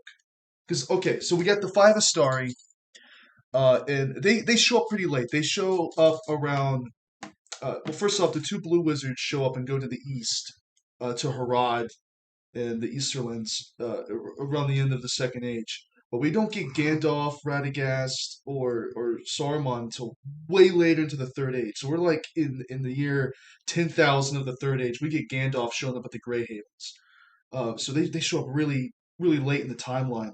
And the reason they're sent is they all serve a different purpose. So Radagast, his whole thing is nature, taking care of plant life and just like how the Ents take care of their woods. Radagast is all nature, and he's got bird shell on his face to prove it. Then I gotta be real. I don't think Tolkien even knew what the Blue Wizards deal was. They kind of just went into the east and they disappeared. There's no word or news of what they were doing. They got killed off screen. It kind of felt like that because they just never show up or are relevant again to the plot. So it's like, why were they even brought up? With almost ending Fellowship of the Ring, talking about quotes, I'd like to talk about Sam's quote at the Dude. end of the Two Towers. And I don't know. I Do want to you get a want to read tattoo. it, I'll read it. or do you think I did a good job when I read it the first time? If you want to read it, go ahead. But I'll just tell you, I want this tattooed on my ass cheek. It's that good. I can't do this, Sam. I know. It's all wrong. By rights, we shouldn't even be here. But we are. It's like in a great story, Mr. Fredo. Alfredo. Alfredo. Alfredo. Frodo, excuse me.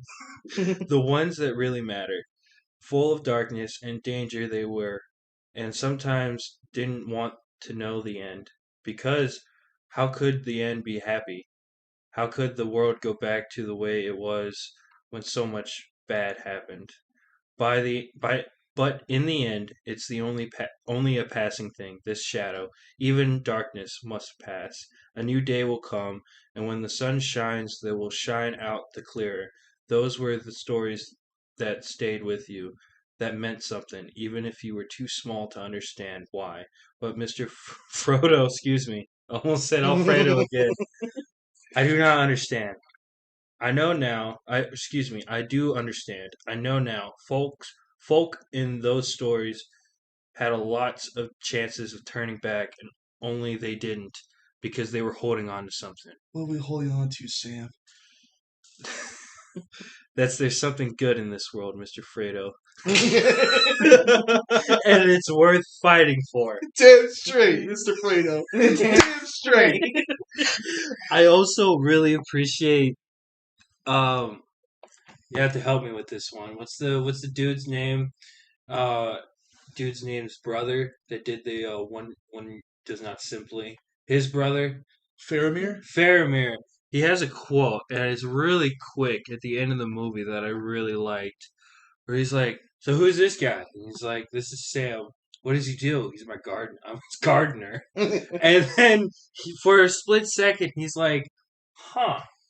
If the gardener is held with this high regard and being the bodyguard for the ring bearer, they must have such a different culture, such an amazing culture in the Shire. Like gardeners must be held in high regard. Right. And he looks at that and he's like, I don't understand that. Where I come from, first off, my own father looks down on me. I can never impress him. But this gardener is seen with some level of respect that I can't seem to find. And he appreciates that. That there's another culture, another place where someone as lowly as a gardener is seen with such great respect. And he's literally the king's son, and he gets shit on left, right, and center. The stewardess. He's Oh, not the excuse me, king. the steward. Yeah, my bad. I also think it's really funny that Thinks he's the king. the fucking gardener is literally, he was only part of this journey because he was eavesdropping. He was changing some flowers. No, he was not dropping no eaves, sir. He was dropping no eaves. He said it himself. Yeah, he was he was planting flowers. Late at night. He's like those people who mow their lawn after dark. It's like, you're kind of weird, but I'll let you have it. No, he was dropping eaves. He was the best gardener I've ever damn seen. I've never seen him garden. I believe him. To be Dildo Haggins' fucking gardener, man. That's gonna be a T-shirt. We'll make it merch. Dildo Haggins. You're right. I think all the merch I have currently planned is most of it's all your quotes from episode 1. This dude was so out of it episode 1, and he would just say the weirdest shit. Like we're talking about the Loveland Frog, and he's like, I believe in the wizard, man. Slap that on a shirt. Also, was it the first or second episode? Is this like, I think the satanic values of the horse beats 2 pterodactyls. When we were talking about the Jersey Devil and the Van Meter visitors. Yeah. You're lucky I remembered that because you passed it to me because you didn't remember it. Right. You're lucky I did. That was episode 2. I mean, that's honestly how it was when we were recording last Saturday. Like I would be so balls deep trying to figure out, like, just trying to get it to align together enough for us to have a finished product today.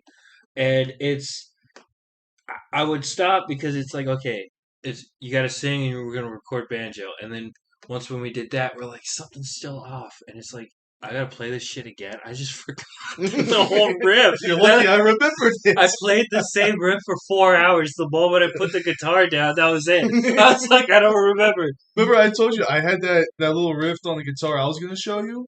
I had just played it. And the second you walked in the room, I'm like, I don't know how to play guitar anymore. I can't play a single riff if I wanted to. Your brain was like, yeah, I'm clocking out for the day. I punched my car. Like, I'm not gonna lie to you, but we're gonna have to listen to the take again because I don't remember how to play the mandolin part. It's the same. I forgot how to play it. I think I remember. Okay, to be real, right now, I don't remember how to play the song. We'll figure it out today. I was kind of hoping you would remember. We'll figure it out. We got time. I remember the gist of it, but yeah, we'll do that in 8 hours. Yeah, we'll discuss that. Yeah, 10 to 6. That's a shift. We'll be able to remember two riffs At least.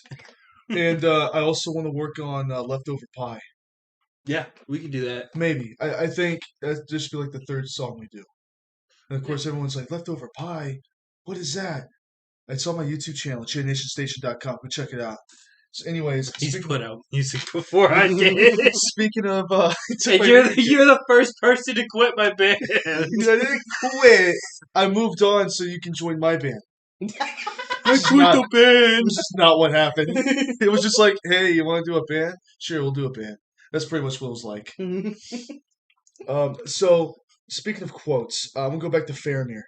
So, Faramir, not just did he have that great quote about gardeners, but he also, it's not really a quote so much as I just love how he respects everybody because he doesn't get respect.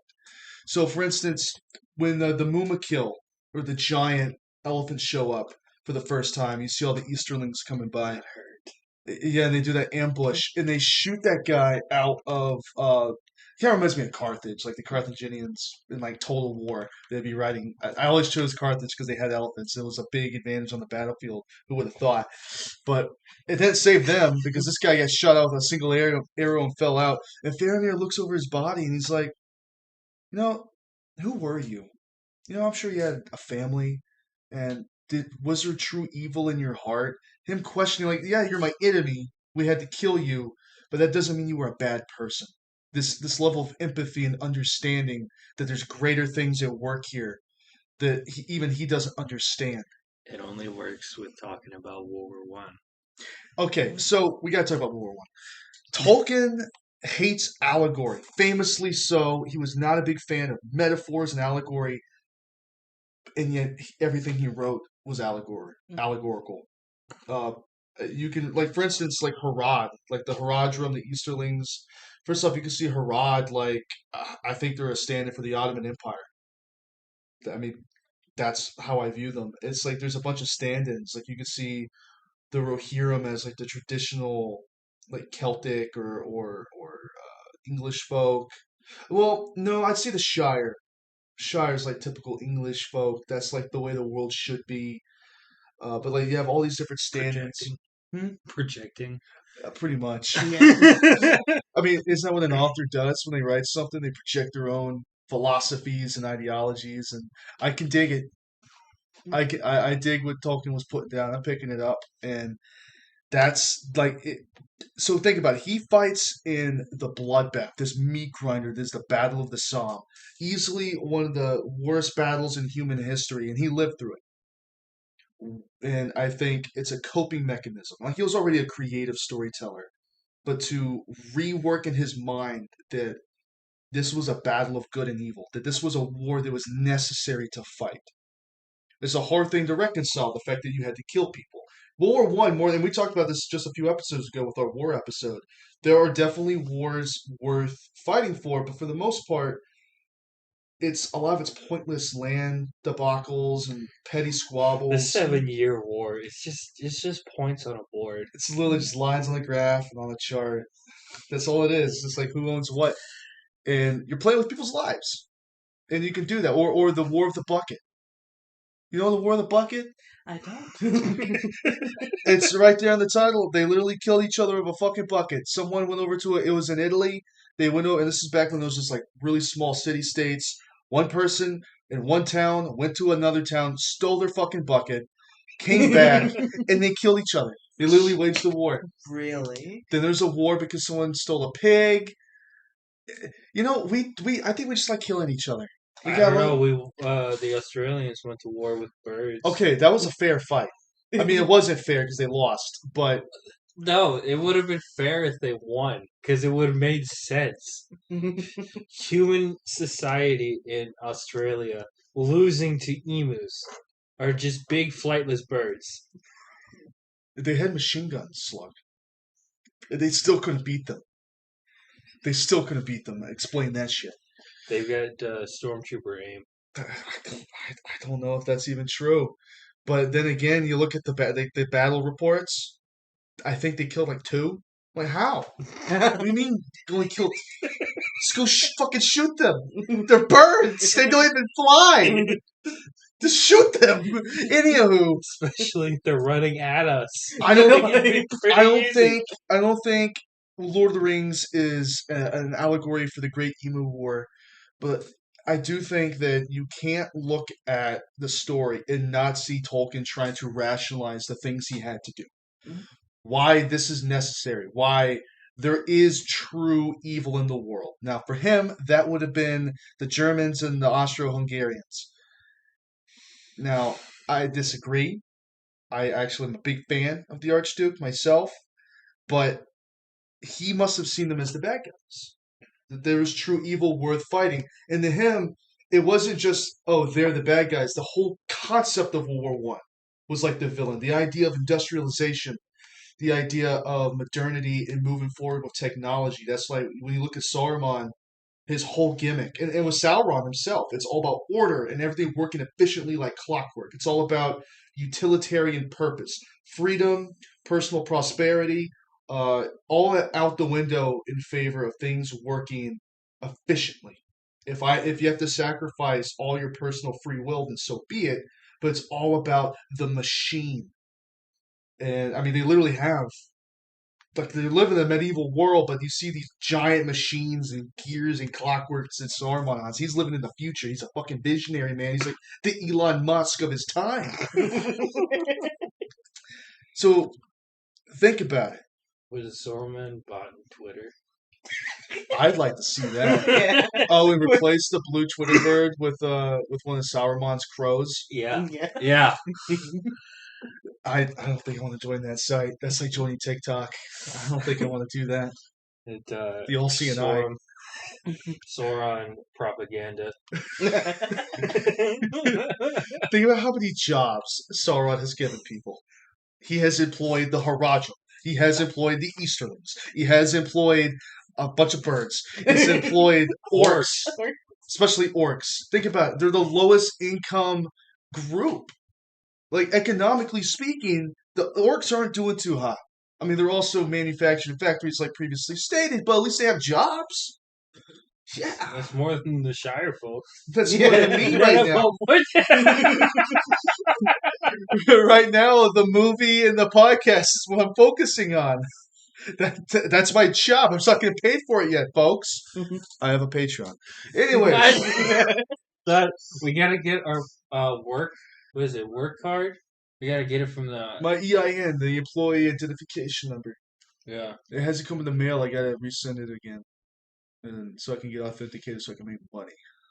Yeah. That's why we're doing this. That's why we're talking about Lord of the Rings. That's why you had me watch fucking the extended cut of each Lord of the Ring movie. I didn't make you do shit, dog. That was all you. I'm not the host when it's like, hey, this is what we're doing next week. And thank God you told me as soon as we finished the last episode. Imagine if you told me to watch all 3 of these movies. I kind On of Thursday. I think I do that to you, but with other topics. Yeah. Oh, on Wednesday, you texted me. Oh yeah, on Friday we're doing these, or on Saturday because that's when we were recording. And then But yeah, I got these like 7 found footage movies I need you to watch by Saturday, and it was Wednesday at like 7:30 at night, and I'm like, okay, Chandler, we're gonna watch all 8 of these movies. Well, I'll figure it out. Because I'm thinking, oh, I've seen them, Yeah. so I don't know what I'm thinking. I'm a film guy, but I'm very particular on films. Like, I'm not gonna be like a stick in the mud and say like I only watch cultured movies when I think Play 9 was one of the greatest movies ever made. But we've talked about it before. Me and you watch movies vastly different. You'll be able to watch the same movie 5 or 6 times over watching a new movie, but I'm like, there's too many movies out there for me have not seen to stay back and rewatch them. So a lot of the movies I have seen, but I've never rewatched them, and I feel like if I was going to do something like this, I need to. Let me tell you why rewatching movies is incredible. Because this isn't in the behind the scenes, which is like 14 hours long. This is something you just find through rewatching the movie. So, for example, in the Two Towers, the scene where the Uruks are. By the way, I love the class division and all the racism between the Uruks and the Mordor orcs. They hate each other. It's great. They literally cannibalize each other. But when they're going up the ramp in Helm's Deep, for a split second in the corner of the screen, you can see a dolly system that has a second camera mounted on it, filming it and tracking them up the ramp. You can see they kept it in the movie. Or the fact that Peter Jackson himself is in every single movie. Did you know that? No. In Fellowship, he's the guy eating the carrot and brie. In the second movie, he's the guy that's throwing the rock. Remember the scene where the guy's hurling a rock over the wall of Helm's Deep? That's Peter Jackson. Who is he in Return of the King? I don't remember. I gotta rewatch it. Fuck. Oh, I remember. He was the Corsair leader. Remember? Who The Corsairs of the pirates. Oh, yeah. Okay, yeah. He's a big portly fellow with the beard, and he's got Gotta get dreads. shot first. Yeah, he's the first casualty. Okay, yeah. That's Peter Jackson. He said, "What army?" I'll show you. The fact that the Wilhelm scream is used in every movie, that bothers me. They used it twice in Return of the King. Not that far apart from each other. I'm like, come on, dude. Like, using the Wilhelm scream once. You're familiar with it, right? Mhm. Like, everyone is. It's overused, and they used it twice in the same movie. And they're like, oh, it's 4.5 hours long. No one's gonna notice, bitch. I noticed. Because it's in every fucking movie I watch. Over a half a shift. Of course we noticed it. They do it twice. $300. That's a metric you can use to measure. Sure. But yeah, that's... Nah, I'm not making 300 hours in 4 hours. But like, yeah. Wouldn't that be a dream? That's the idea. Eventually, that's the idea, right? Merch, music, movies, podcasts, video games. Yeah, when's your stream? Oh, spoilers. No, I'm working on it, right? When I say I'm working on it, what I mean is I'm trying to find time. Pretty much, yeah. Yeah, so like rewatching the movies, there's a few things you pick up on that you didn't pick up on before. Especially with such a long movie, your mind can't constantly be attracted to everything that's on the screen all the time. So I rewatch movies because it's a labor of love. I'm willing to sit and rewatch stuff and learn new stuff about it because it's not just the story I'm involved with. It's the filmmaking behind it. It's every little detail and every shot. I'm becoming intimately familiar with something that I love. And I want to keep going back to it like it's a mistress or something. And I feel like I'm cheating on certain movies. Because, for instance, this is my favorite story of all time. But you know what my favorite trilogy is? Not The Matrix, I'll tell you that much. It's Back Was to the it Future. John Wick? That's 4 movies. That's a quadrilogy. And they're making a 5th one. And there's a spinoff coming out. And there's a TV show. My hair's falling out. Hold on. Gross. God damn it, Chandler. See, Stay focused. Every time I wash my hair falls out. It's disgusting. I need new shampoo. But like, we can't do last episode where we did 48 minutes of bullshit. All right, we gotta get to the nitty gritty. The nitty There's a gritty. lot of fucking things to talk about. We're not even. What is this? We're almost done with Two Towers. Almost. I think I've finished all my finer points. It's simply I'm rewatching it because there's more things to learn from it. For instance, and this is a big win with Lord of the Rings fans. You can't sit down and watch this movie and not mention this. And it's kind of annoying, but I'm gonna do it anyways. So the scene where Aragorn kicks the helmet, do you remember? Where they think Merry and Pippin are dead, and there's this big heaping steaming pile of orc flesh. Well, when he kicks the helmet and he screams, he broke his fucking toe. Oh yeah. Vigo shattered his toe when he did that, and when he screams and falls to the ground, that's real. He actually broke his toe and he's screaming in pain. Yeah. That's pretty good. It's like if you rewatch it now, that's even cooler. Or even in Fellowship, when they jump onto the ferry as it's moving across the water. When they do that, Elijah Wood, when he jumped, he hit the ferry really bad and was like out of commission for a few days. And then at the very end of Fellowship, when Sam is going in the water, I was about to say. yeah, his poor little prosthetic foot, shard of glass was in the water and split his. And if you watch behind the scenes, they're literally just this gaping wound in his foot, just pouring blood. Poor Sean Astin. He did a really good job with Sam. Just all three of these movies. Sam is my favorite character. I think it's true. It never changes. I think Gandalf the Grey is, but once he comes to white, I'm like, I don't know this guy anymore. That's not Gandalf. That's not my Gandalf. Gimli said it best. This old man.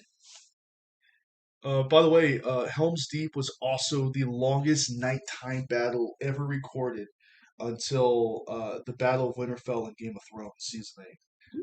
It held the record for being the longest battle scene ever filmed at night.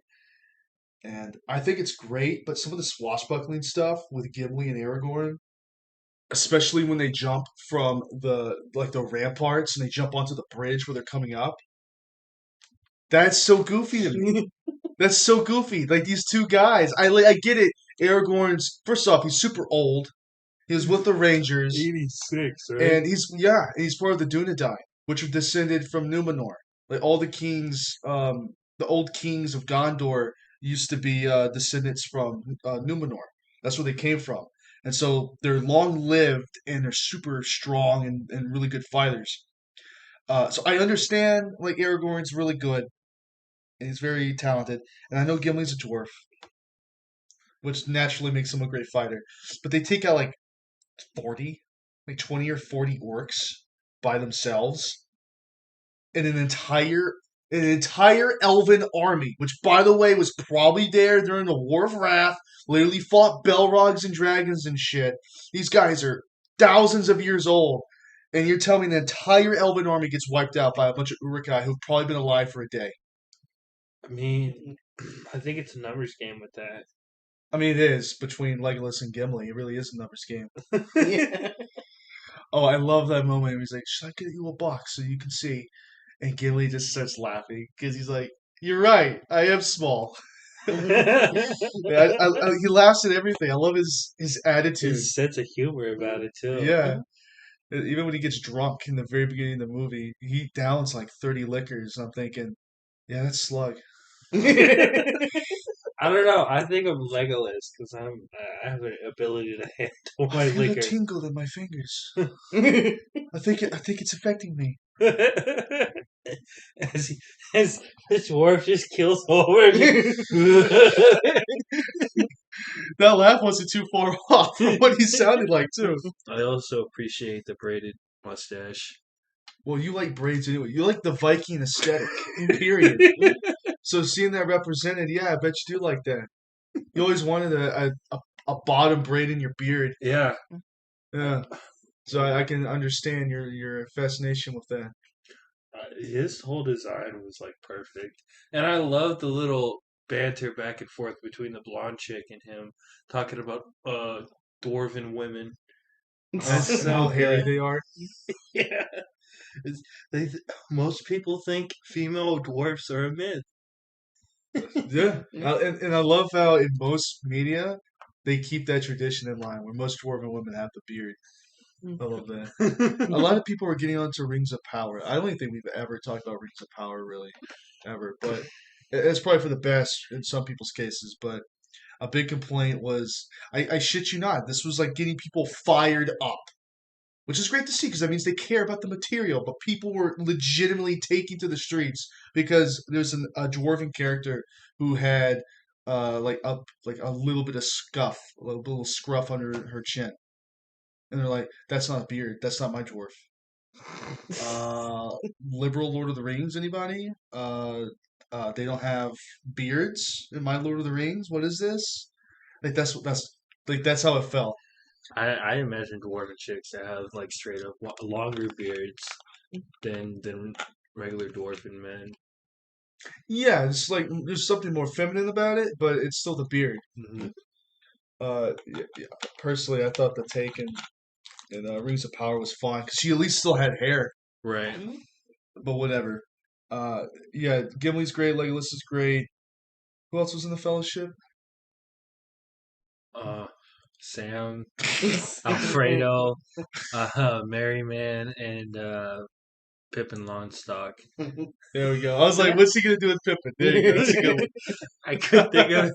Okay, so it's Ganondorf. Ganondorf. yeah, Ganondorf, Alfredo, Sam is the only one that gets the respect. Sam Witwicky, like from The Transformers. other elf that shoots arrows, the dwarf, Pippin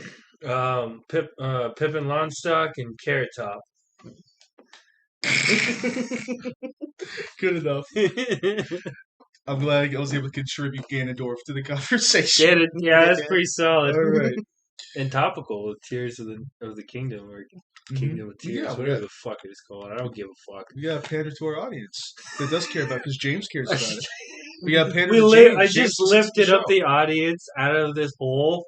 I was like, oh my god, he likes Legend of Zelda, and then I just immediately It's dropped wrong. him back in the hole. You dropped me in there too because I actually liked Tears of the Kingdom. I've never played it. I played a little bit of Breath of the Wild. It looks fine. I'm just fucking with you. Spirit Tracks. Spirit Tracks gang represent. Everyone knows. Four Swords Adventure for the GameCube. Hop off my dick, bro. Phantom Hourglass for the 2DS. It's a real console too. Yeah. Like the regular DS, there's a 3DS, but they made a 2DS. I'm like, is that just a regular DS? They made the first 2DS and it didn't even fucking close. And then I they kind have of liked it. Yeah. Have you ever played one of the actual like? It looks like a door stopper. The actual like body of the actual console itself is actually pretty comfy in the hand, which was really surprising because it's literally a door stopper. Yeah. Imagine like it's like Is that what DS stands for? I thought it stood for dog shit. I thought it was dual screens.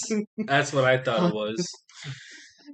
Did you have your own theory about what DS standing for? I think I think that DS says for don't say shit about this fucking console. I mean, okay, you don't like the DS, but on the same vein, I think that the Game Boy Advance is the best console. Period. Not just handheld, but console. Period. The Game Boy Advance. Jaguar. Not that I want one. Only it seems feasible because it only has like what 98 games. No, yeah. Yeah. It's like the N64. You could like very reasonably collect them all. Like they're super expensive, but you could do it. Yeah. It's not I think that that's many. the only issue with the N64 because on the flip side, the problem with the Wii U is that you have like maybe 4 games that are really expensive, Yeah. but then you also got to consider that there are 1,000 of them Yeah. rather than just 98. Like the Jaguar. I mean, I think it's a little lower, like maybe 97, but what a really easy console is the oh, fuck, what was it called? Odyssey. No, it's the virtual Oh, alley. Virtual Boy? Yeah, Virtual Boy. Where it's all red and it Yeah, it induces has like seizures 8 and shit? games. And it gives people aneurysms. Just 8. Just But there's the 8th one is a Japanese exclusive. Was that the Wario one? Yeah. Which one was the only one I remember is there was like Mario Tennis on fucking Virtual Boy, and then there was the Wario game. I remember they had original Mario Bros. Wario, Mario Tennis, and they had this game called Water World. The hell's that? Oh, It's like the based Mel off the Gibson movie. Yeah. one? Of the 8 games, they had one based off Water World. Jesus, no Apparently. wonder the fucking console And flopped. the best part is with the lighting, it just looks like a sea of blood. And then it's just like it's supposed to be like a really happy Dude, game. the Virtual Boy looks like a creepypasta come to life. It's like a creepypasta console, I swear. We gotta work on this. Okay. Write that down. Write that down. We'll workshop it. I've been promoting Creepypasta Workshop for episodes now. We're gonna do it, folks. We're gonna do it. You know what we really should do, though? Get back to Middle Earth. In fact, let's return to the king. Unless you got any finer points about the 2 towers. I really liked. The Twin Towers were my favorite Lord of the Rings movie. Kind of, man. They came out 1 year later. It's a really tough It's market. not a joke. It's just my brain. You literally stopped yourself to make sure you said the Twin Towers. You saw it, right? You stopped. You saw the gears moving. The Isengard gears in his head moving like, I'm gonna say it. I'm gonna do it. I'm gonna do it. I'm gonna say it. It wasn't gonna stop me. I'm doing my Jimmy Neutron impression again. You and impressions when we do the show. I can't do Gollum. I You used did to. Trump really good for the war movie. I'm gonna give all the works jobs, and we're gonna make Middle Earth great again. Something like that. I mean, that's Sauron. Yeah. That's literally Sauron. He helped the economy, but he's not that great of a guy. No. No, that's not his fault though. It's not. He was- In some cases, maybe, but for the most part, no. He was in a bad relationship with his ex, Melkor. He was a bad influence on his life, and now he's really trying to course correct. And he's just making it everyone else's problem. God has let me live another day. I will make it everybody's problem. Can love me one. Can you do a Meatwad I impression? used to. Give me something to say. That quote. Say that quote. God's lap. Hold on. I gotta like search the innermost depths of my soul here. Hold on. Meatwad. Oh, it's not gonna happen. It's gone. Well, can you do any of their voices? Like Meatwad, or obviously not Meatwad, but Shake or Frylock? Well, I can't do Frylock, and I can't do Master Shake. I could probably do Carl. He's just literally a Bostonian accent. It's so good. He did the he does the voiceover for what was the Boogie Monster podcast. Mm-hmm. I didn't know that at first, but he's got the most recognizable voice. Did you know he also voiced? It was on the radio in GTA 5. No, I didn't know that. Yeah, he voices a segment on the radio in GTA 5. Just Yeah. like Carl is just Danny DeVito. Tell me, is he not? He's like Danny DeVito. from it's always sunny probably, but like regular Danny DeVito and his. Well, actually, hold on a minute. Really think- Let me really do really this. think about all the. Okay, so my brain immediately goes to the Jersey Mike's commercial where he's really trying to have sex with this sandwich. That's my first thought, and then my second Danny DeVito, I'm like, he was the penguin. So still not looking really It's a good. really good penguin. It's a really. Yeah, it's a really good penguin. That's not much about that movie that's good, except maybe Catwoman. But I love how I was like, "Hey, let's return to the king," and not even like 10 minutes before that, he's like, "I really do. We should get back on track. No more bullshit. No more bullshit." Talks about a guy fucking a sandwich at Jersey Mike's. We made it to the last movie. I think we have time now. I want to talk about Danny DeVito trying to be balls deep in that Jersey Mike sub. I mean, do you blame the man? You know, Blame the man. I will give it to Firehouse Sub. Their jerk sandwiches are like the best. Like hands down, it's the best. Should get one sometime. Maybe one of these days. But I don't like the beginning. I really don't like the beginning of this movie Me because neither. Gollum.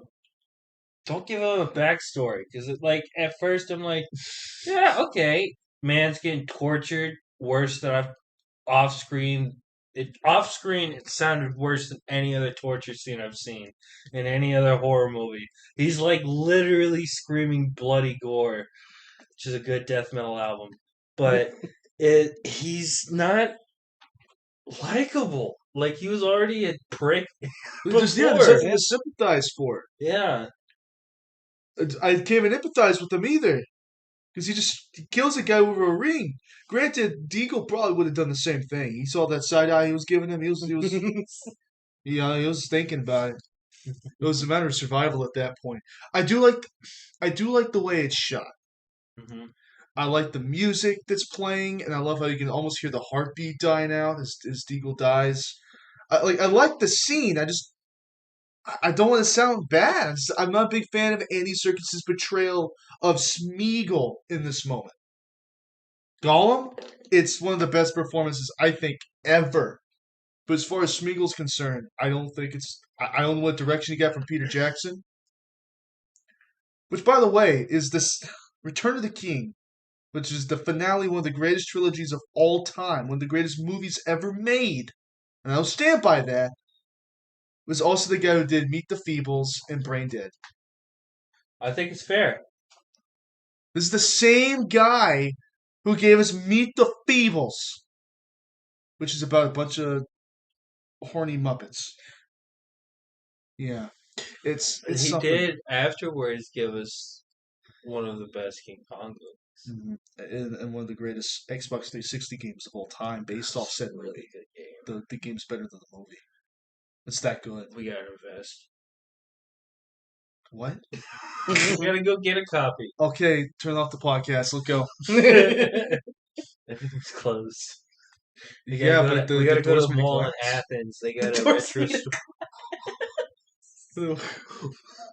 You need a key to open the door. There's a rock. What are they gonna do? There's no one working there. Who's gonna stop us? Well, It's yeah, fucking they are GameStop. going at it. No, I'm talking about the retro store in Athens. And I just imagine you throwing a rock through the mall entrance and then throwing a second rock through the retro store door. And there's literally just a security guard right there. He's like, "Hey!" He's literally like he's halfway through his grimace shake. He's like, "The hell, dude! I'm right here. I saw you come in. What are you doing?" It's so funny because mall cops aren't allowed to like chase you or anything. They're just kind of there to keep you from not doing it. And so he would be like, "Hey," He's like, wouldn't do anything. He's playing. He's like, "Don't do it." You do it. I'm Don't- gonna call actual police. By the time you get the actual police here, I would have stolen Peter Jackson's King Kong for the Xbox 360. It's like $6 And then he's like, GameStop. Peter Jackson's King Kong for the Xbox 360? Can I come over? Yeah, we'll have a LAN party. Like it's Halo 2 days or something. You wanted to do that the other day. Yeah, I missed that. I mean, look at this TV I got here. This is from the dial-up age. This is like early 2000s. This is prime real estate for a LAN party. You like Halo, right? I've never played Halo. Really? Wow. I think because as a fantasy guy, I like more fantastical elements in my stories, but with Halo, it's so futuristic. You're willing to commit a felony for an Yes. $11 game. $11. It wasn't $11 when I gave it back to GameStop. No, you give anything back to GameStop, it's not going to be the same price. Dude, I gave True. them 50 games, and I didn't even get $10 out of it. Oh yeah, their practices at GameStop were criminal. I used to work at one, and like I would get like PS5 games that are like we give $10 for, and we upcharge them to like 30. It's insanity.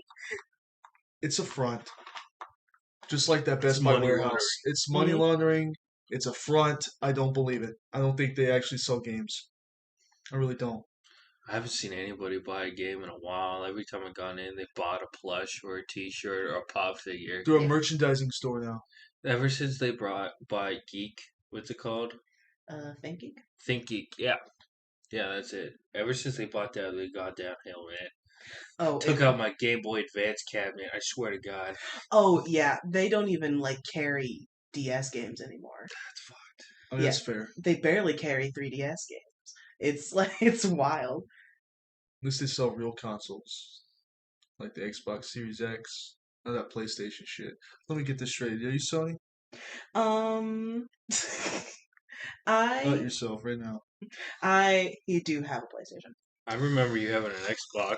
Yeah, I had an Xbox that my a brother never let me use because he was always on it. I'm sucking off Bill Gates every day.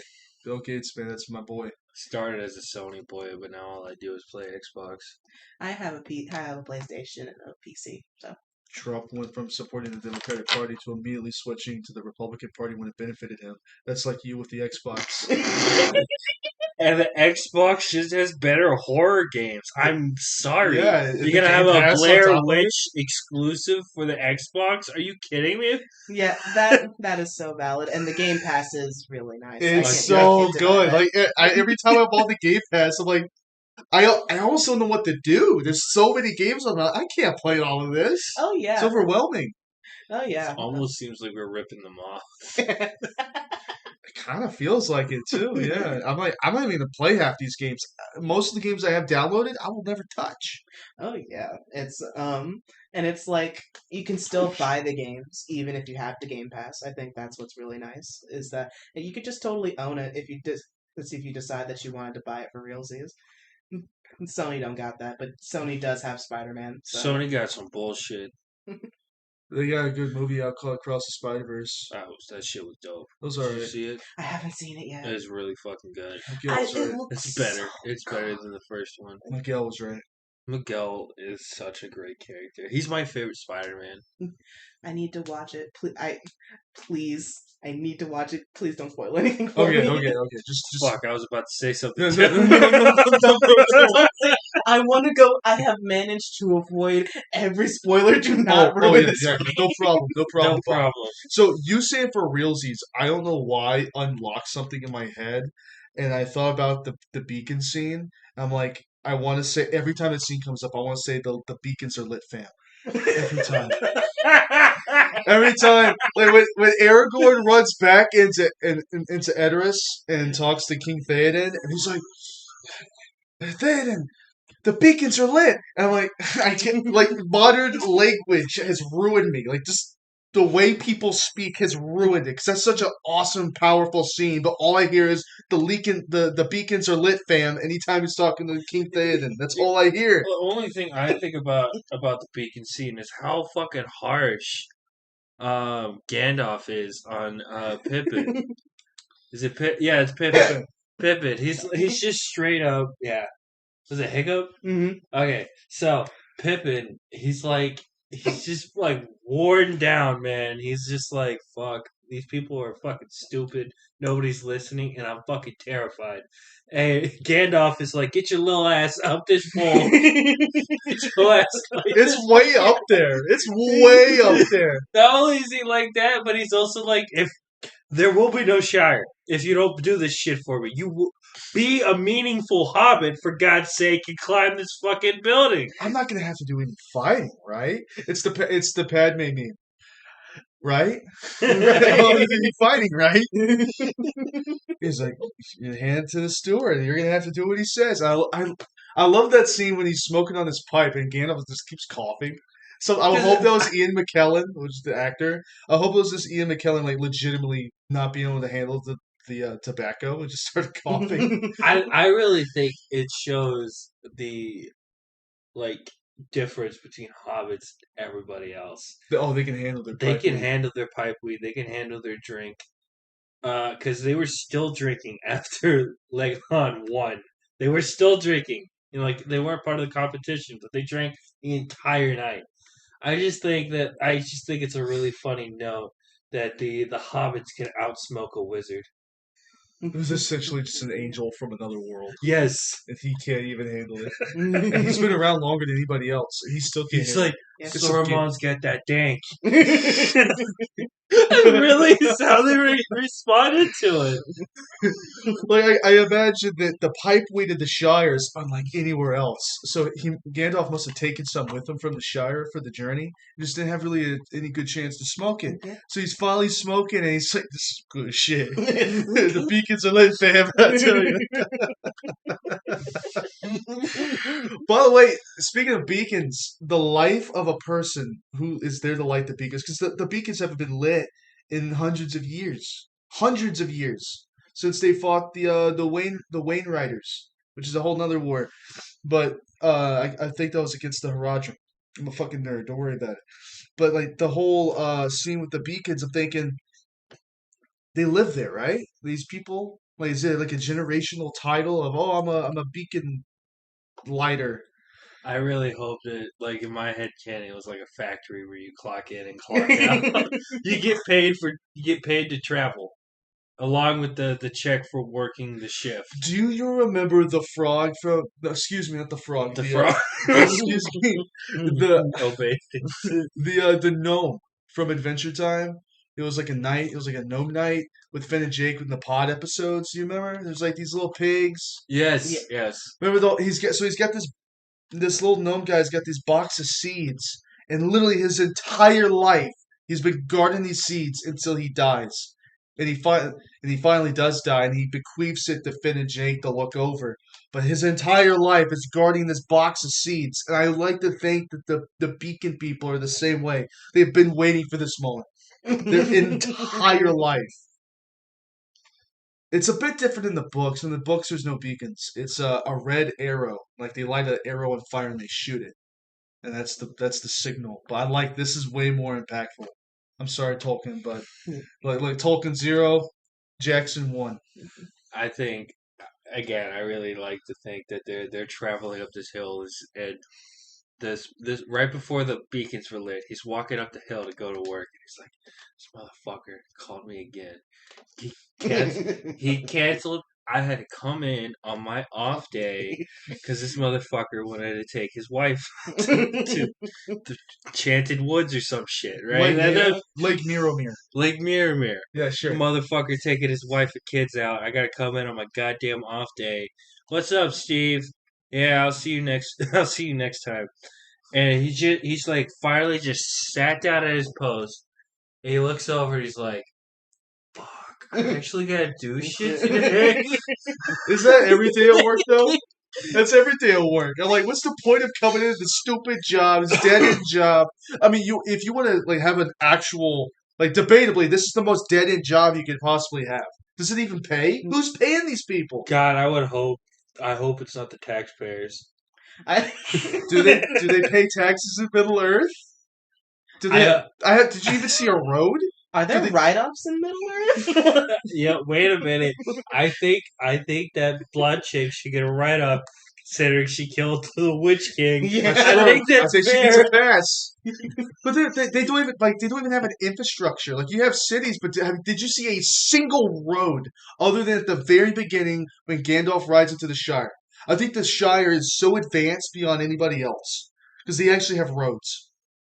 Did you see a single road anywhere else? Granted, they're taking the road less traveled. I mean, they're taking like paths that like no one else takes. That's fair. But still, did you just flip me off? I didn't. No, You're scratching your nose and you flip me off. that was not intentional. It's completely intentional. Don't believe it. Don't believe it. Yeah, I like to think that there's no tax law in Middle Earth. James would be out of the. He would not have a job. What would James be the fucking Witch King? Of course, he would be. I mean, like honestly, what's okay? Right now, the friend group. Who are the characters? Okay, so Moxie is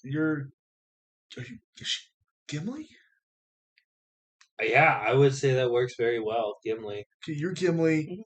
You're Gimli, but you're Legolas. Because you think you're better than everybody else. At least I'm a sexy elf who can shoot arrows. Okay, yeah, that tracks. So you're Legolas. I'm Pippin. because I'm worthless. Let's see. I don't know. You're the reason why the Hobbit still exists. There's Gandalf. Gandalf. Gandalf and Dan. They won the war, and he was gonna go back and burn down the Shire himself. I'm tired of Pippin, man. I'm gonna burn down your house, kill your family if you don't like this beacon. Gandalf the White has that vibe. He's the kind of guy to be like, I will Dude, he fucking beat burn up down the the Shire Steward. myself. Yeah. He really said no more second breakfast, no more afternoon tea. This bitch is gonna be gone. And that's one of my favorite parts of Return of the King is when the steward is just like, everybody run, every man for himself, and then Gandalf comes in, shut the hell up, shut up, everybody back to their post. You're under new management. And you can tell even before even the Swan Knights, like the most loyal guards to Denethor, did not give two shits. Right, They yeah. did not care about this guy. They were abetting him, like aiding him and burning his own son. But like they drew the line. Like the second Gandalf took over, they're like, okay, yeah, Yeah, okay, it's somebody capable. finally, we're gonna do it ourselves.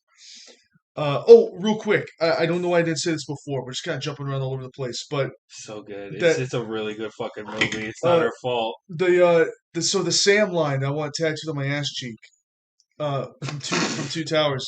Your cutie mark, it's just like a stream of Yeah, my my cutie mark. Imagine it's in like Cinderin.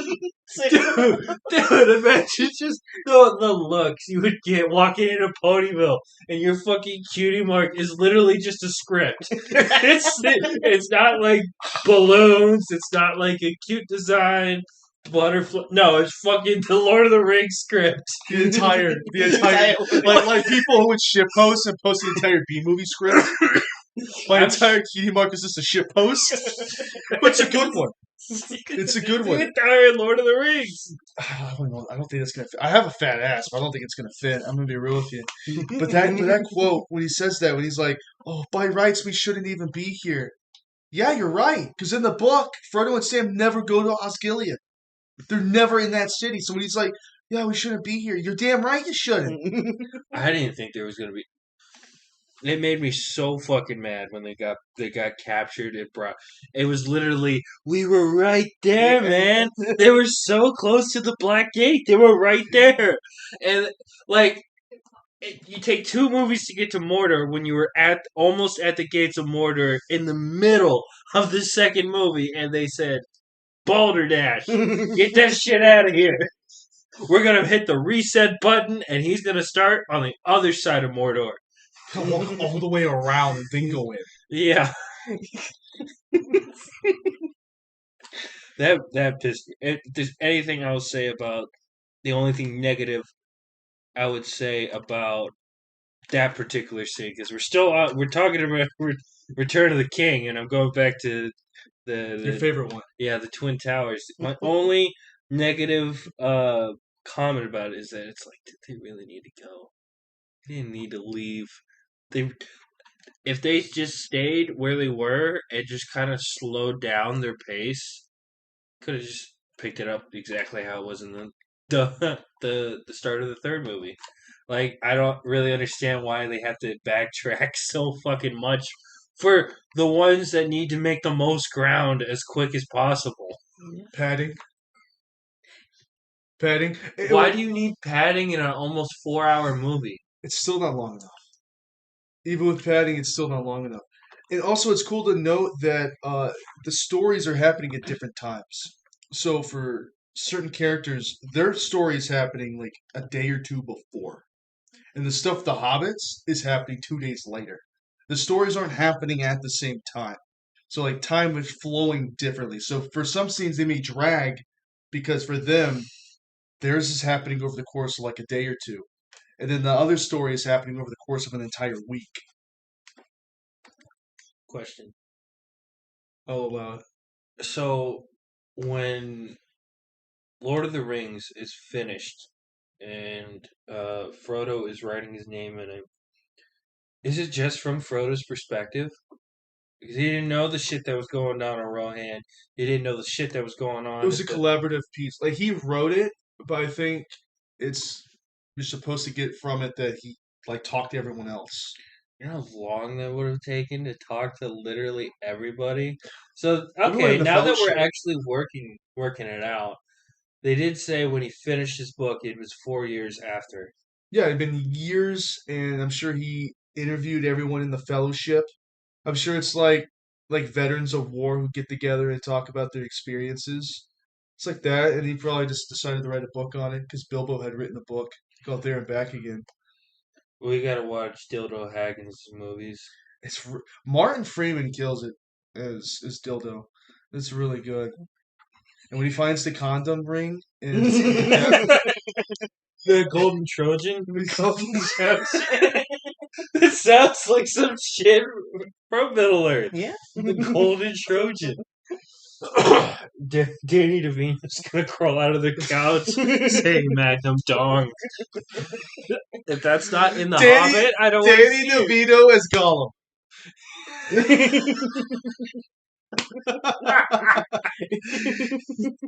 I want to see that. I want to see that with him with his golden Trojan, be like, "My precious." I kind of want to see Danny DeVito do Sam. Oh, that'd be so. How about Danny DeVito plays he recreates the Lord of the Rings and plays every Oh, role. what was the movie they did that with, like, the chick from Happy Time Murders? Jessica, Oh. whatever. Yeah. Yeah, they did that for a meme. They did a whole movie where. No, what was it?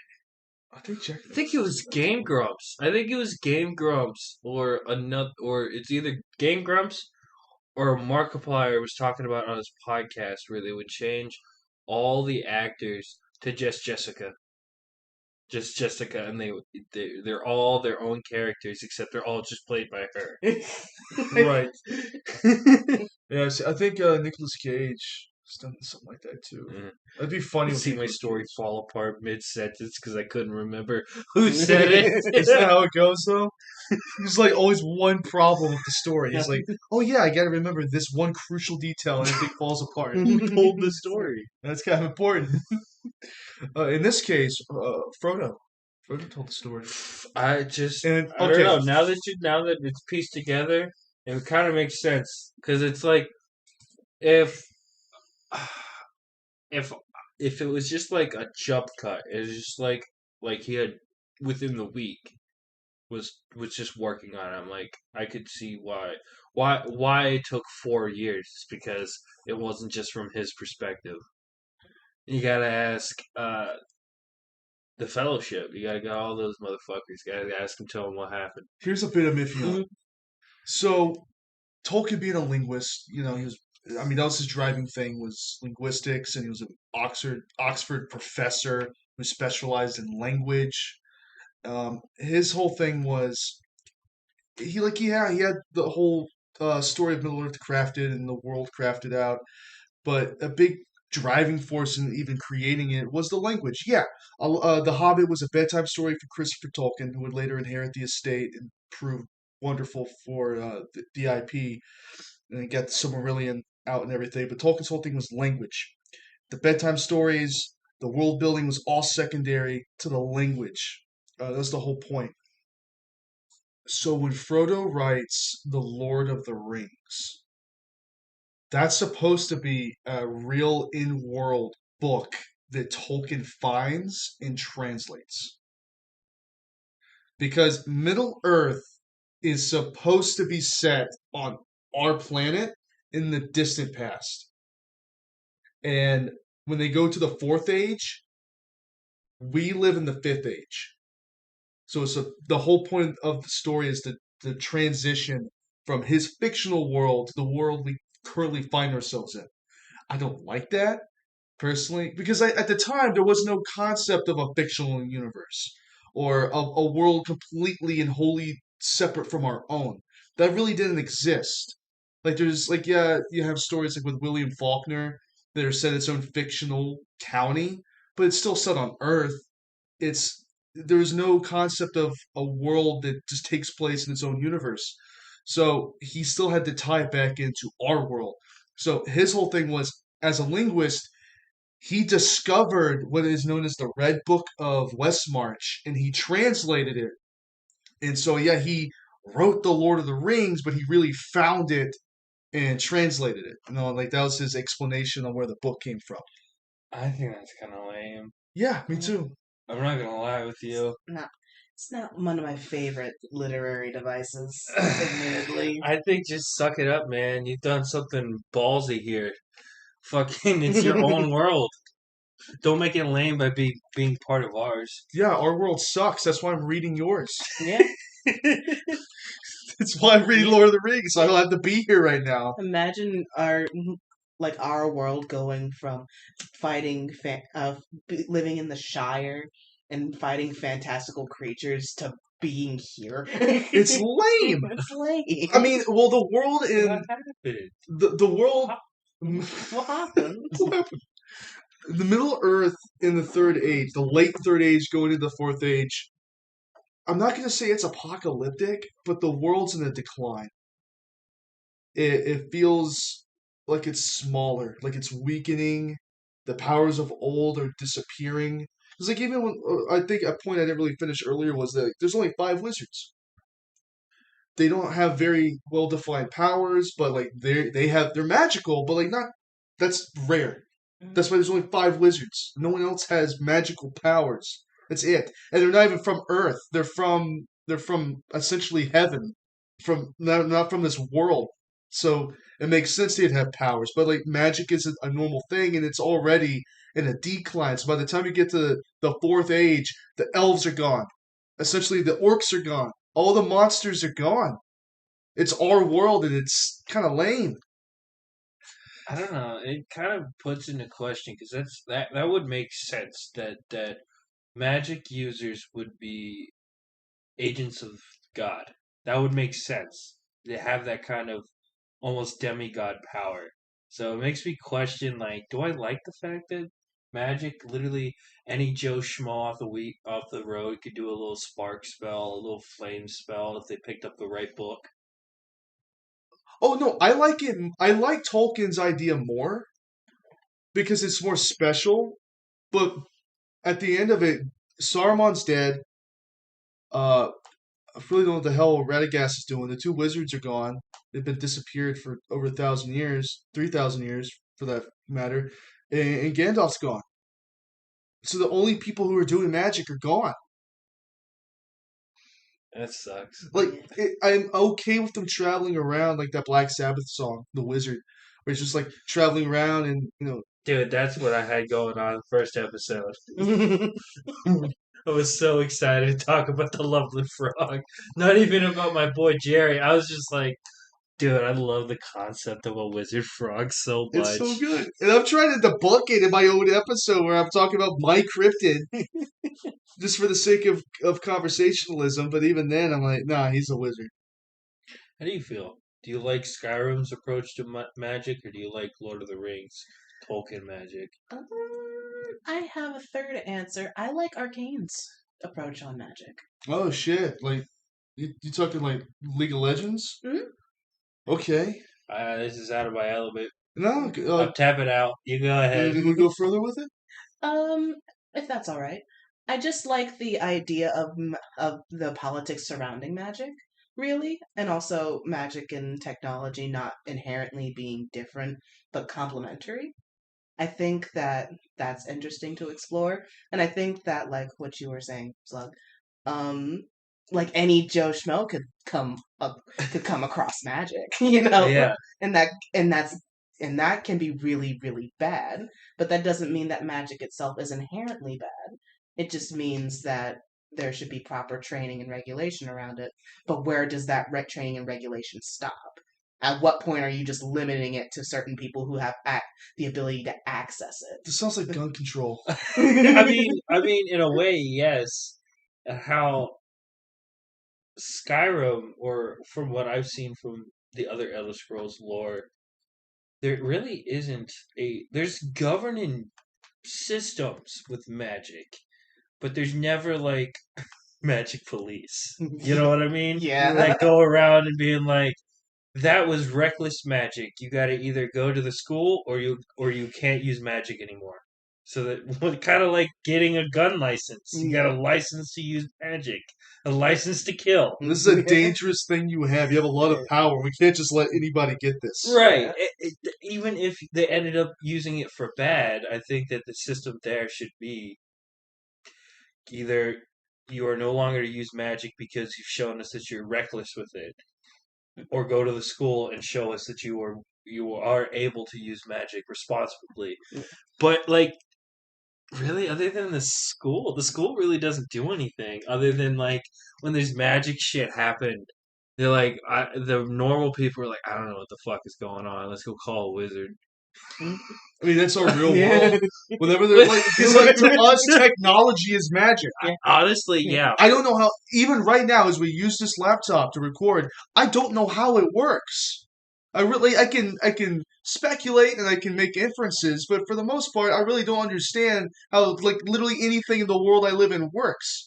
That's why I love fantasy because it makes more sense to me. I understand a sword, I understand a bow and arrow, and magic doesn't have to make sense because it's fucking magic. But with technology, I'm like, I don't get There's some this. grounding with it. Mhm. There's a path you have to take to understand what you're looking at. You have to follow each step to be able to break down what one device is doing. With magic, it's just like that shit blew up. I think it was magic. Oh, how about this? The fact that Saruman created gunpowder. Yeah, Yeah. that's. I think in that sense that's more alchemy because we're still in the Essentially. elements of like science Earthly. before science. Yeah. Because I mean, yeah, you see. At least I feel like there is development in technology between Fellowship and Return of the King. At least small things like new ways of using old things, rather Right. than other than the fucking discovery of gunpowder. I mean, I think the ancient world was like our own ancient world was incredibly advanced in a lot of ways. Not necessarily in technology, but in technique. Yeah. I think the way they built stuff, their architecture, just the thing. Gothic. Yeah, I don't even mean. I mean like way back. Like there's like laser precision. I'm not going like a Chariot of the Gods route or Aliens did it because I think that's cheapening like what humanity can do. I give us some credit. I No, think no, no, but like don't give us credit. I'm gonna give us credit because what else are you gonna do? What else are you gonna do? It confirmed it like You're gonna build without shit. any other thing. It confirms the existence of No, it aliens. doesn't. For me, it does. The fact that we're so incompetent throughout history and we're able to make a masterpiece like the pyramids and pyramids showing up on every continent. I think that it's just fucking aliens, man. And I think it gives me more joy that aliens exist than having to give credit to humanity for making the pyramids. I'm sorry. All right, I agree to disagree. I believe in aliens. I just think they're more like biologically advanced more than technology. I'd like to think they don't even need technology to operate. We are weak and we have to use technology to make us stronger. I like to think there's some biologically advanced species that doesn't even need that. They can communicate telepathically. They can fucking teleport. They can like bend space and time. That's my concept of aliens. But agree to disagree. I mean, essentially, Gandalf's an alien. Talking about aliens. We're doing Lord of the Rings. Well, essentially, the wizards are aliens. In a way, I guess. They're not from Earth. Extraterrestrial beings, if nothing else. They are not from Earth. They're ETs. They're ETs. Yeah, Gandalf is an ET. Live with it. Deal with it. Get over yourself. Cope, Maul, C. Over anything. And I believe that. And the last two episodes we've had is really comparing sci-fi and fantasy, and how I really do think they're one and the same because fantasy, or should I say, science, is just magic that's been explained. I think everything's magical. Just because you give it a name and you categorize it doesn't take away how special it is. Simply understanding how something works doesn't make it any more incredible and amazing for the simple fact that it exists. That's still magical to me. Science is just magic that has been given a label, given a name, but it's still magical to me. Like when people try to say the unicorns are real, bitch, they are, and they're called rhinoceroses. And rhinos are cool. Don't tell me unicorns aren't real. We have them. They're just not what you wanted. I'm sorry. Do you not think rhinos are cool enough for you? What do you want? You want them to shit rainbows? I kid you not. The white horse that showed up, that was Gandalf's. I was like, please have a horn. Please. Oh, Shadowfax? Yes. Please have a horn. I just thought about that. There's no unicorns. No, not even just no unicorns, but Shadowfax is a white horse. His name's Shadowfax. Why is it called Shadowfax? Maybe because it follows Gandalf around like a shadow? I don't know, man. I'm just thinking out loud. Alright, I was gonna workshop something with the word facts, but I don't know. That's gonna take a minute. And that's time we do not have. It's too late to think. Yes. We gotta think in another 8 hours. It's 7 probably now. 7 hours. I do want to say that I cry almost every time I watch these movies, particularly Return of the King. I just think everything's beautiful about it. And when I say cry, I mean in like in a manly sense, like in an Aragorn kind of manly, where I like don't do those kind of cries. Mine are ugly and very pitiful. Like the kind you get from watching the beginning of Up. That's the kind that. But I will say I didn't cry with any of these movies. I gotta say, I didn't cry with Up. I'm gonna be real. I didn't feel shit. People keep talking about how it's the saddest thing they've ever seen. And I'm like, Okay. I don't feel anything. Okay, I think the only thing comparable. Don't worry, that was my water bottle. The only thing comparable, I think, is only just a little bit sadder. Is Fry's dog.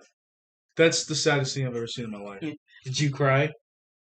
No, I just felt bad. I don't cry a lot. That's why, like, Lord of the Rings is so comforting to me because I finally get to.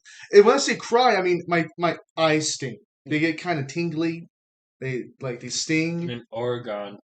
Was it Oregon? Origami? God, you guys are the fucking nerds. I swear to God, I can't. When we do this shit, well, it's bad enough I can't remember names. I retain it well because I've always been a fan, so it's easier for me. Like with like even shit that I like with like when we were doing the Texas, I couldn't remember half of people's names. I'm just really bad with names. But then you add names that are literally black metal album names and song titles. I'm like, I can't remember all of this. And everybody's name is like, except with like Alfredo's. Fredo. Or fucking Sam. It's 3 letters. I think I can remember that, especially he's like the best written character. Yeah. But But I don't even remember what I was talking about with origami. what were you trying to? Oh, you're trying to say Aragorn. Aragorn. You're I don't trying even to- remember what I was going to say about his character now. What was I Well, talking well, about? I don't know. I knew what I was going to go with it was that his he's got such a, all the characters do. They get such a manly way of handling emotions. Yeah. They're very open about it, but still reserved. Like they understand what's going on, that they have to be strong for others. But part of being strong for others is allowing yourself to show emotions. That's a part of strength, and that's something I think you and me struggle with personally. Is lowering ourselves, putting down our guard, and allowing ourselves to be emotional. And watching these movies, it reminds me that, yeah, it's okay as a man to get emotional. Oh shit, we have those. Thanks for reminding me. I forget half the time, yeah. We just bottle it up, and at least for me, when things like just when things only have one direction, like no, like when I'm at practice or I'm at a podcast or I'm at work, when I'm actually doing work, when work actually shows up, I don't think about literally anything else that's going on. I don't even think about music or any unless it's the music part that I'm thinking about. But I don't think about anything else that's going on. Nothing that's stressing me. Nothing that's bothering me. Nothing that I've been thinking about. Nothing. It's only when like the drive from my house to your house, or just the drive to practice, or the drive to work, where I have nothing else to do but just to move forward and have all this time. Like I'm not doing anything. I don't have to have my mind occupied other than obviously driving. But at this point for us, it's kind of like a second skin. We've been doing it for so long, but those are the moments where like the littlest thing will be like, oh, remember when you were really upset about this? I think it's time to let go. Yeah. And I'm just sitting in my car because I got remembered of a moment in time that I was really happy, and I was just driving to James's house, and I had my like music on shuffle, and they had the Portal end song. Well, here we are again, and I'm like, all right, I guess this is it. This is what's breaking me today. Which is completely understandable.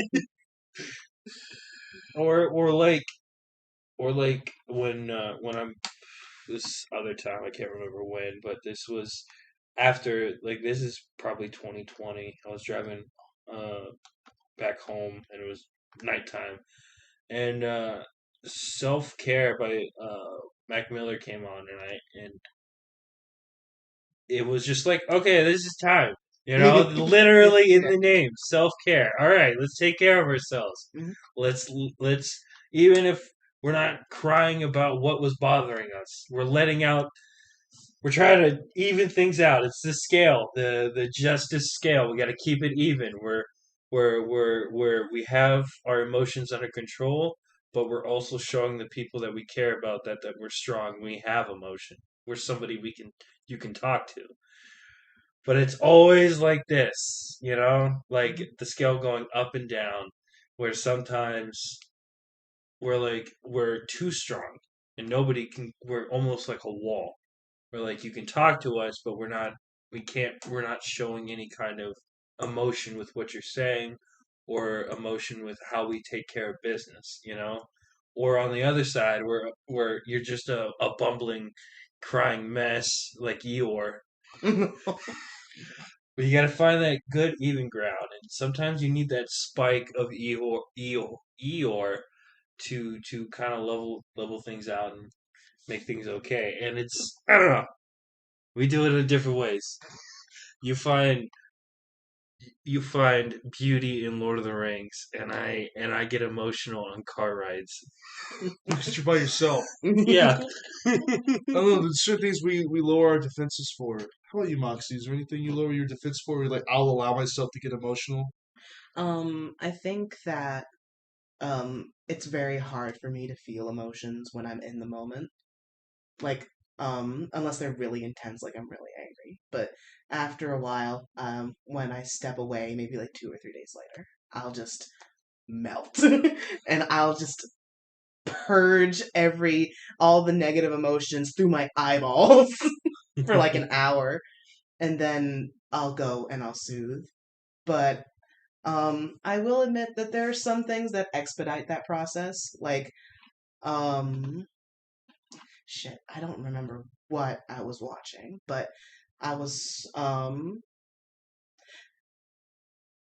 know what I was watching. I was watching a video about Stardew Valley and burnout, and it really hit home, and I was like, okay, this is getting this lump in my throat's getting bigger.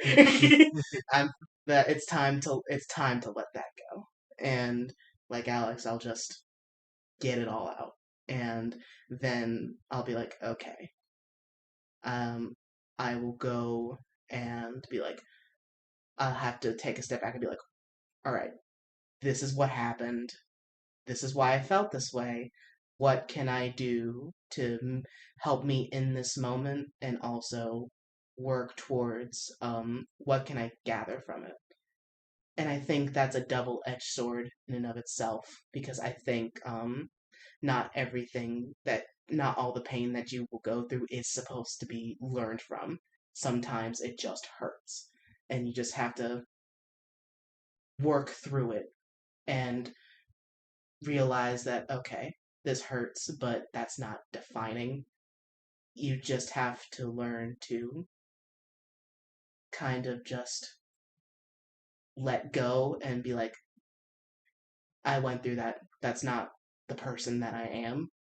It won't continue to, it'll, sometimes it might come back and weigh on me, but in this moment, it's important to just release it. And it may come back, but you'll hopefully be in a place that it won't drag you down as far. I think Stardew Valley is a pretty good example of because that's a comfort game. You know, Mhm. it's very. I could definitely see that as a tool of escapism. I think that it's comforting and relating back to what you said about Lord of the Rings, about how, this is what life should be like, peaceful. I think that that's what really relates to me in that matter is that, your character used to work a horrible job at a company that didn't care about them, but now they can find fulfillment in another place. And I think that that's important to realize, you don't have to, you can find fulfillment in things that you enjoy instead of having to slave away for something that in the end does not care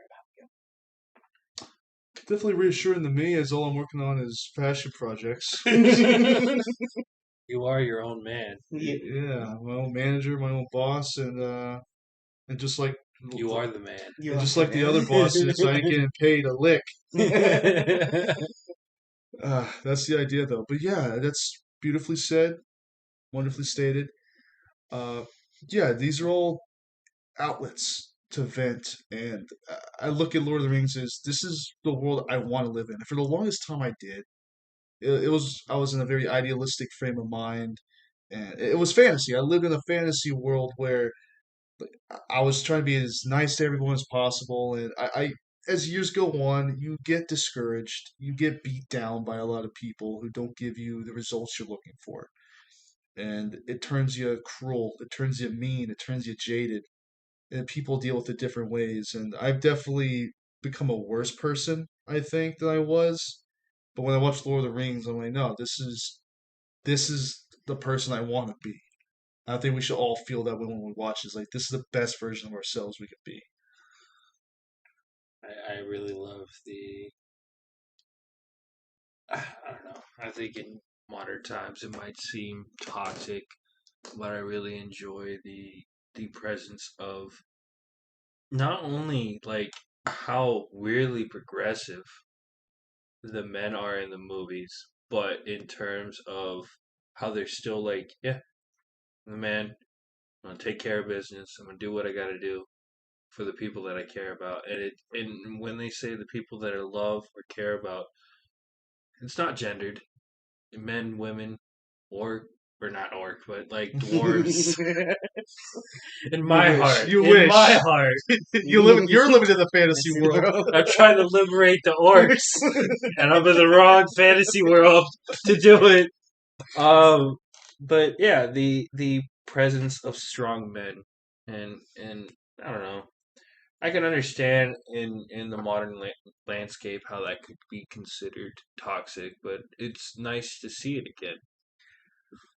Or at all. Yeah. Positive masculinity is always appreciated, even if I hesitate to say traditional masculinity, but being like I am a man, I want to take care of the people that I care about, all the people I care about, whether it's my wife, my children, my friends, brothers, sisters, all of that.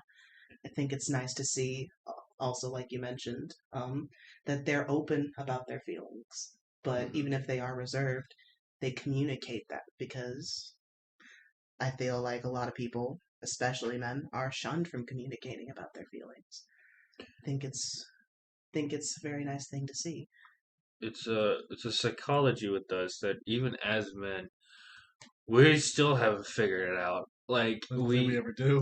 yeah, it's so like almost counterintuitive to always just have this mindset.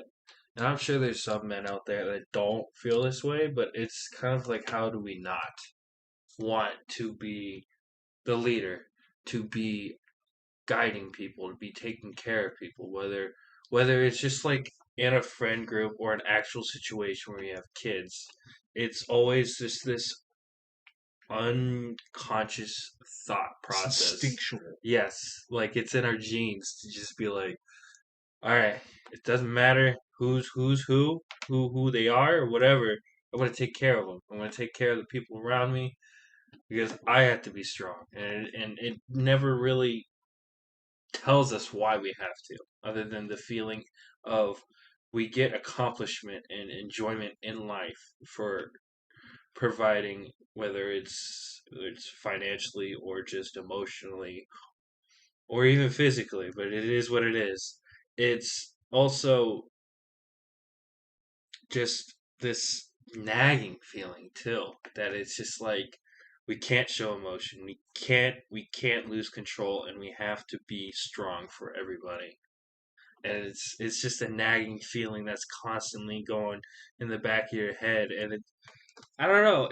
I feel like it's when it's done right and it's good people, it should be something that's celebrated because it's this involuntary passion to lead, passion to take care of, to be nurturing.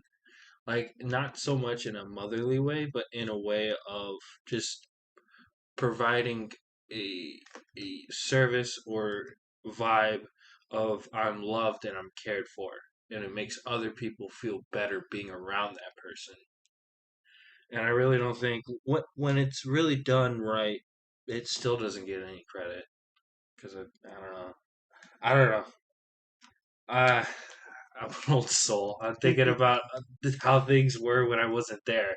You We know. always like there's a word for that, but like looking back at a time we were never a part of, because there's certain aspects of tradition that really resonate with us, and that I mean that's traditional masculinity as far as looking after a community, being strong is important. But you also can see in movies like this show us that you can juggle both. You can be more open about your emotions, but also be really strong, and showing your emotions is part of that strength. And even like the portrayal of women in the movie, there's only a handful. They're all very strong, and it never comes across like how movies do it today, where it's like really force fed that these are all really strong and independent women. No, it's just they're wise, they're gentle, they're caring, they're motherly.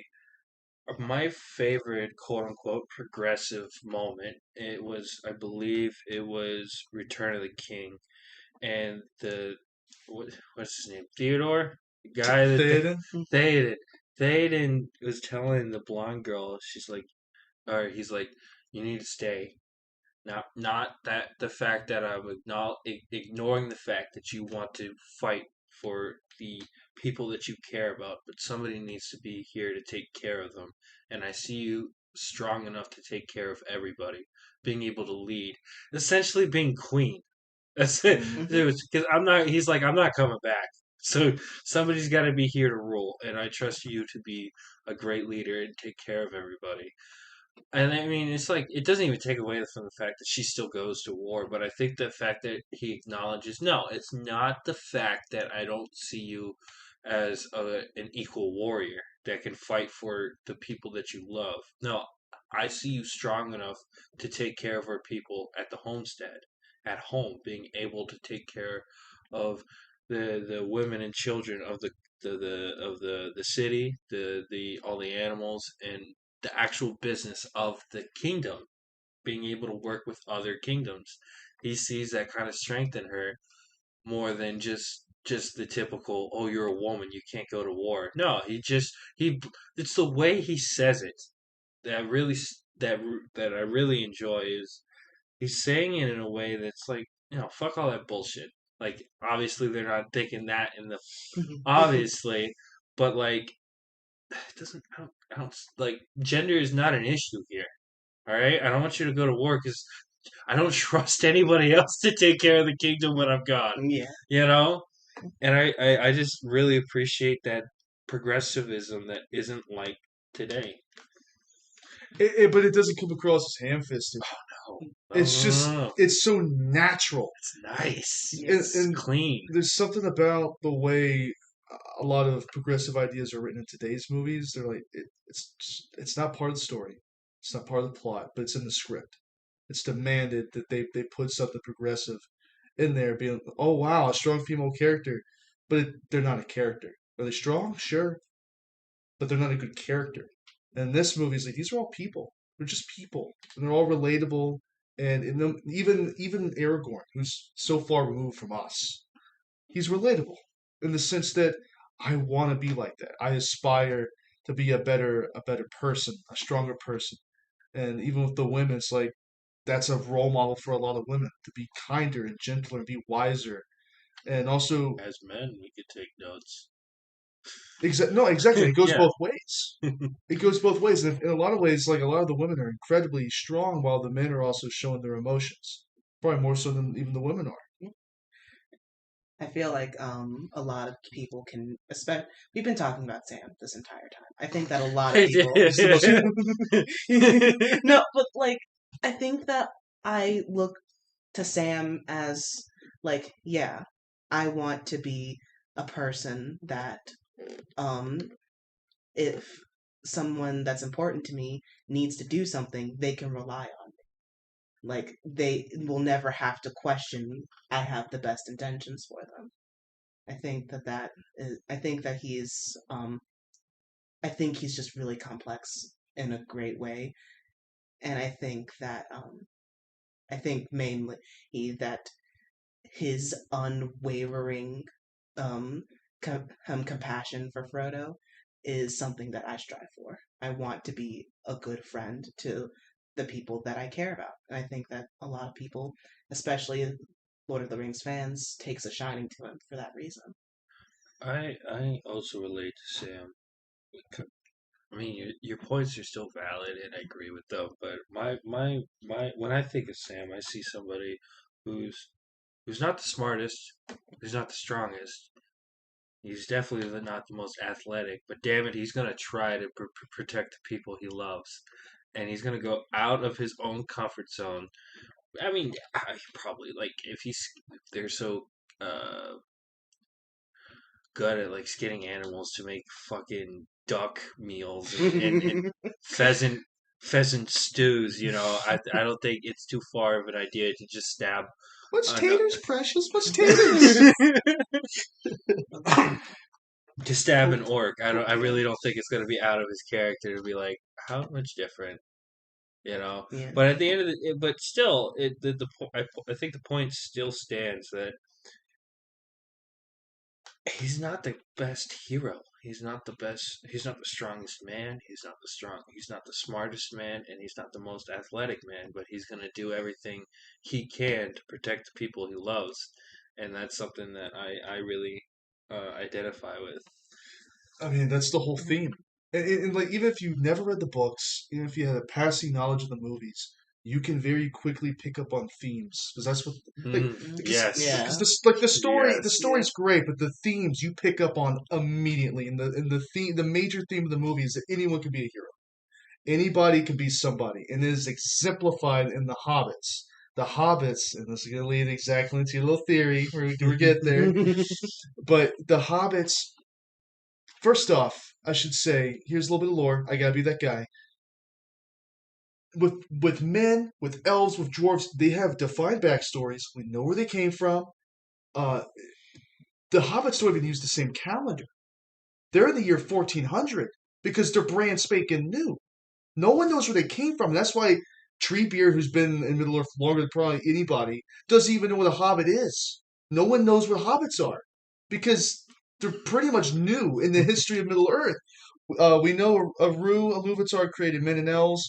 We know Alloy created the dwarves. But there's absolutely nothing, and I think it's intentional on Tolkien's part to leave that part of their story completely ambiguous. We don't know where they came from, but this leads into a theory. I had a theory at the end of Return of the King that the reason why nobody knows about the hobbits is because the wizards don't want the world to know exactly what the hobbits are about, like who exactly they are. 'Cause I think the god of Middle Earth created the hobbits to be like a gear or a peg or even a wheel to just get stuff going, getting stories stories told, getting quests completed, whether it was the most minuscule thing, like the fact that Pippin and Mary ran into the woods with the Ints, like they could have ran in a totally different direction, you know. These little events, or like even some big events, like the fact that uh, Mary lit the beacon that got Rohan to come. You know, that's a pretty big thing that the Hobbit that Hobbit did. But I really think that the wizards are trying to hide the fact that the hobbits are were created by God to keep keep quests and stories or destiny or anything you want to call it to happen. And anytime there was any hobbit that did that, they took him away. They took him away out of the Shire and they never came back. And why I really think that it works with Dildo and then Frodo is that they were so like essentially so the stories happened so close to each other that Gandalf just decided to take Dildo and Frodo at the same time to take him out of the Shire. So eventually, it's just stories of these halflings. They're not quite sure what they were because they can't see them anymore, and nobody really knows where the Shire is, and the people of the Shire never leave. So they're under this conditioning, like they were designed to be isolationists, but their actual true design is to leave. Once when they leave the Shire, shit fucking happens. Okay. Shit gets done. Yeah, shit gets done. When Yeah, the Hobbit leaves the Shire. yeah.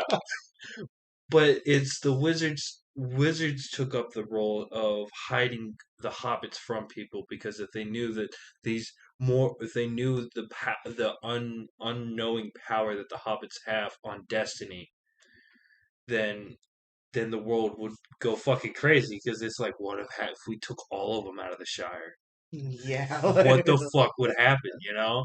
So that's why I think because to me it just seemed fucking weird that Frodo just leaves.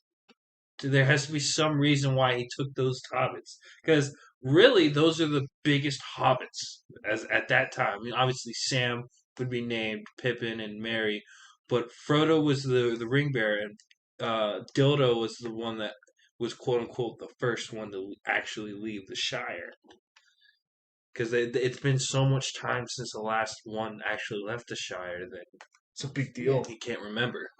Like it was never in the history books that there were other hobbits that left the Shire.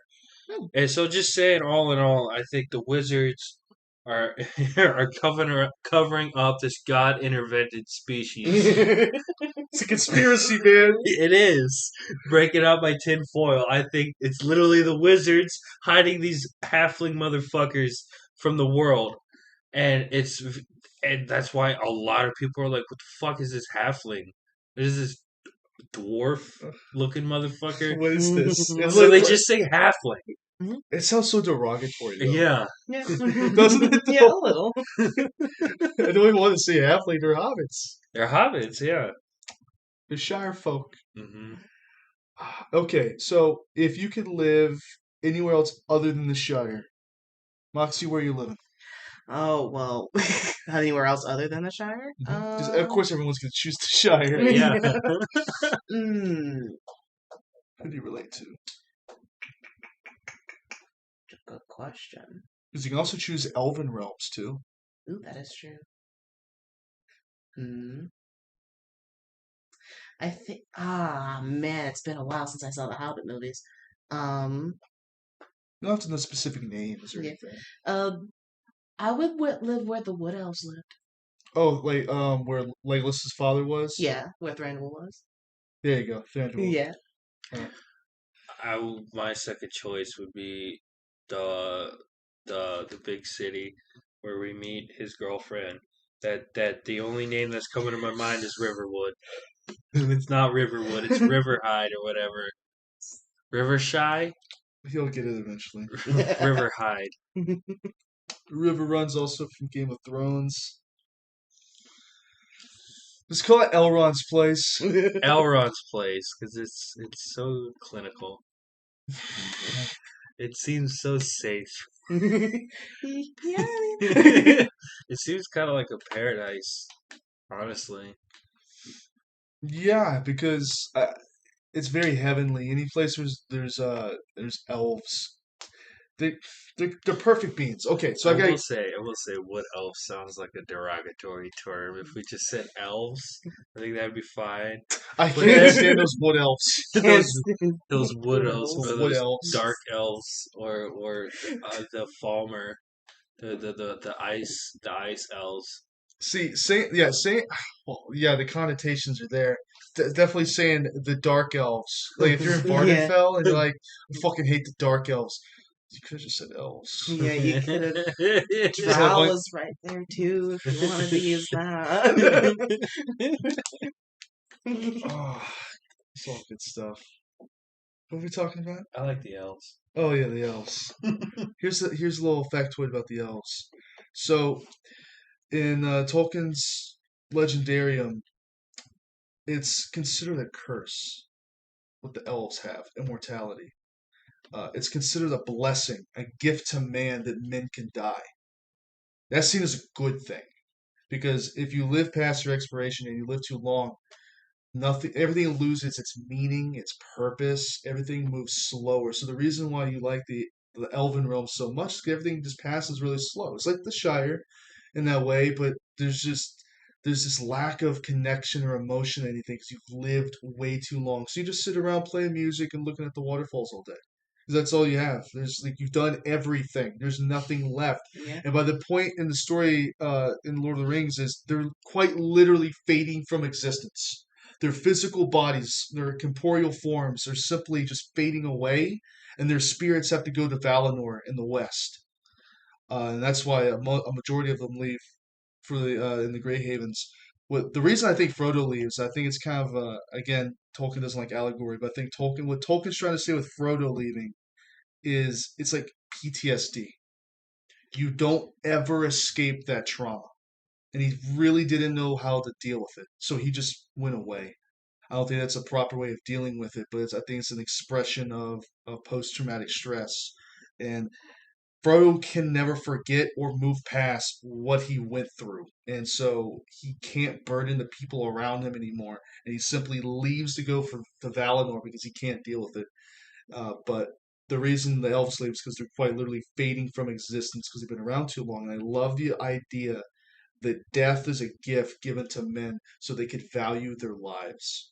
Because you'd stop valuing your life when it's not something you're worried about losing. It's the fear of losing your life is what gives it meaning. I think also having your life on a timeline. Mm-hmm. You have a start date and you have a general end date, and that's this.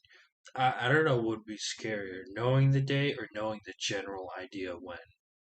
Like, if you were told it's going to be 2076 on June 24th, compared to, yeah, you have either 2070 or until 2075. At least it wasn't 2077. Because then I know exactly how I'm going to die. I'm going to shoot myself. Screw that. Uh, I think I'd like to know the exact day, like the exact moment. Because I can make peace with everything. But if I don't know, like the second it's gonna happen, it's gonna be like that Amazing World of Gumball episode where he's trying so hard to like not have this event happen. You know what I'm talking about? With Yeah. Yeah. that painting that Banana Joe's mom made is like this event's gonna happen. It's a matter of how, and it's like a self-fulfilling prophecy that in my attempt to get away from it, I make it and eventually happens. I'd like to just know, so I can just sit there, make peace with it, and let it happen, versus being super paranoid about the Oh exact yeah, second. yeah. I would rather know than like I would rather have. Obviously, I'd pick the option of just to never, not even have an idea when. Obviously, kind of gives life more of a purpose. But I really think on the flip side, it gives you more understanding and kind of speeds up. Okay, I know this is when I go. I have all this time to figure out how to get to what I want to do before I die. You know, rather than you have a ballpark of when it's going to happen, rather than either knowing the exact date or not knowing anything at all. I still think that having a ballpark is the worst option. Yeah, essentially. Yeah, I gotta agree. If I could make peace knowing that, like, in 2075 or like in June, that's when I'm gonna kick it, I'll be like, okay, that I think I could live a bit more freely before that time. And I feel like that would inspire me, like, yeah, I would just, there's things that I want to do. And if I can at least live as earnestly as I can before then, I can make peace with that. I think the worst part would be if you were just told a Ooh, yeah, that would be awful. Well, I know when I'm going to die. I'm going to be 27. Oof. I'm going to be part of that special club. Yeah, you gotta get yourself a white lighter. Because Like I do. I can't be part of the Mile High Club. That's not going to happen for me for multiple reasons. But I think I could be part of the 27 Club. I think I could do that. I think I can get everything I need to get done by then. You think you could pull it off? I think I can get this movie done before I'm 27. I think so. But guys, you want to wrap it up here? Yeah. I wouldn't know that. Okay, so Yeah. let's do this. We're all going to see a quote from either of the movies. Think we could do that? Okay. Fuck. I don't remember Sam saying that. All right, we're gonna go around. Okay, so I'm gonna start. Mhm. Get your quote ready. We're gonna end it out. So, potatoes, mash them, smash them, stick them in a stew. All right, you go. You will suffer me. Ooh, you will suffer me. Mm. That was good. All right. Throw it into the fire. Oh yeah, let's just like the ring. We should throw this episode in the fire. Before we do that, though, however, Moxie, I'd like to say it's been a pleasure. You've been wonderful, great conversationalist, and everything you've said has been wonderfully stated. And I can't wait to have you on the show more. Thank you so much for having me. I'm really grateful. It's been dope, man. It's been dope. Peace. Bye bye. Later.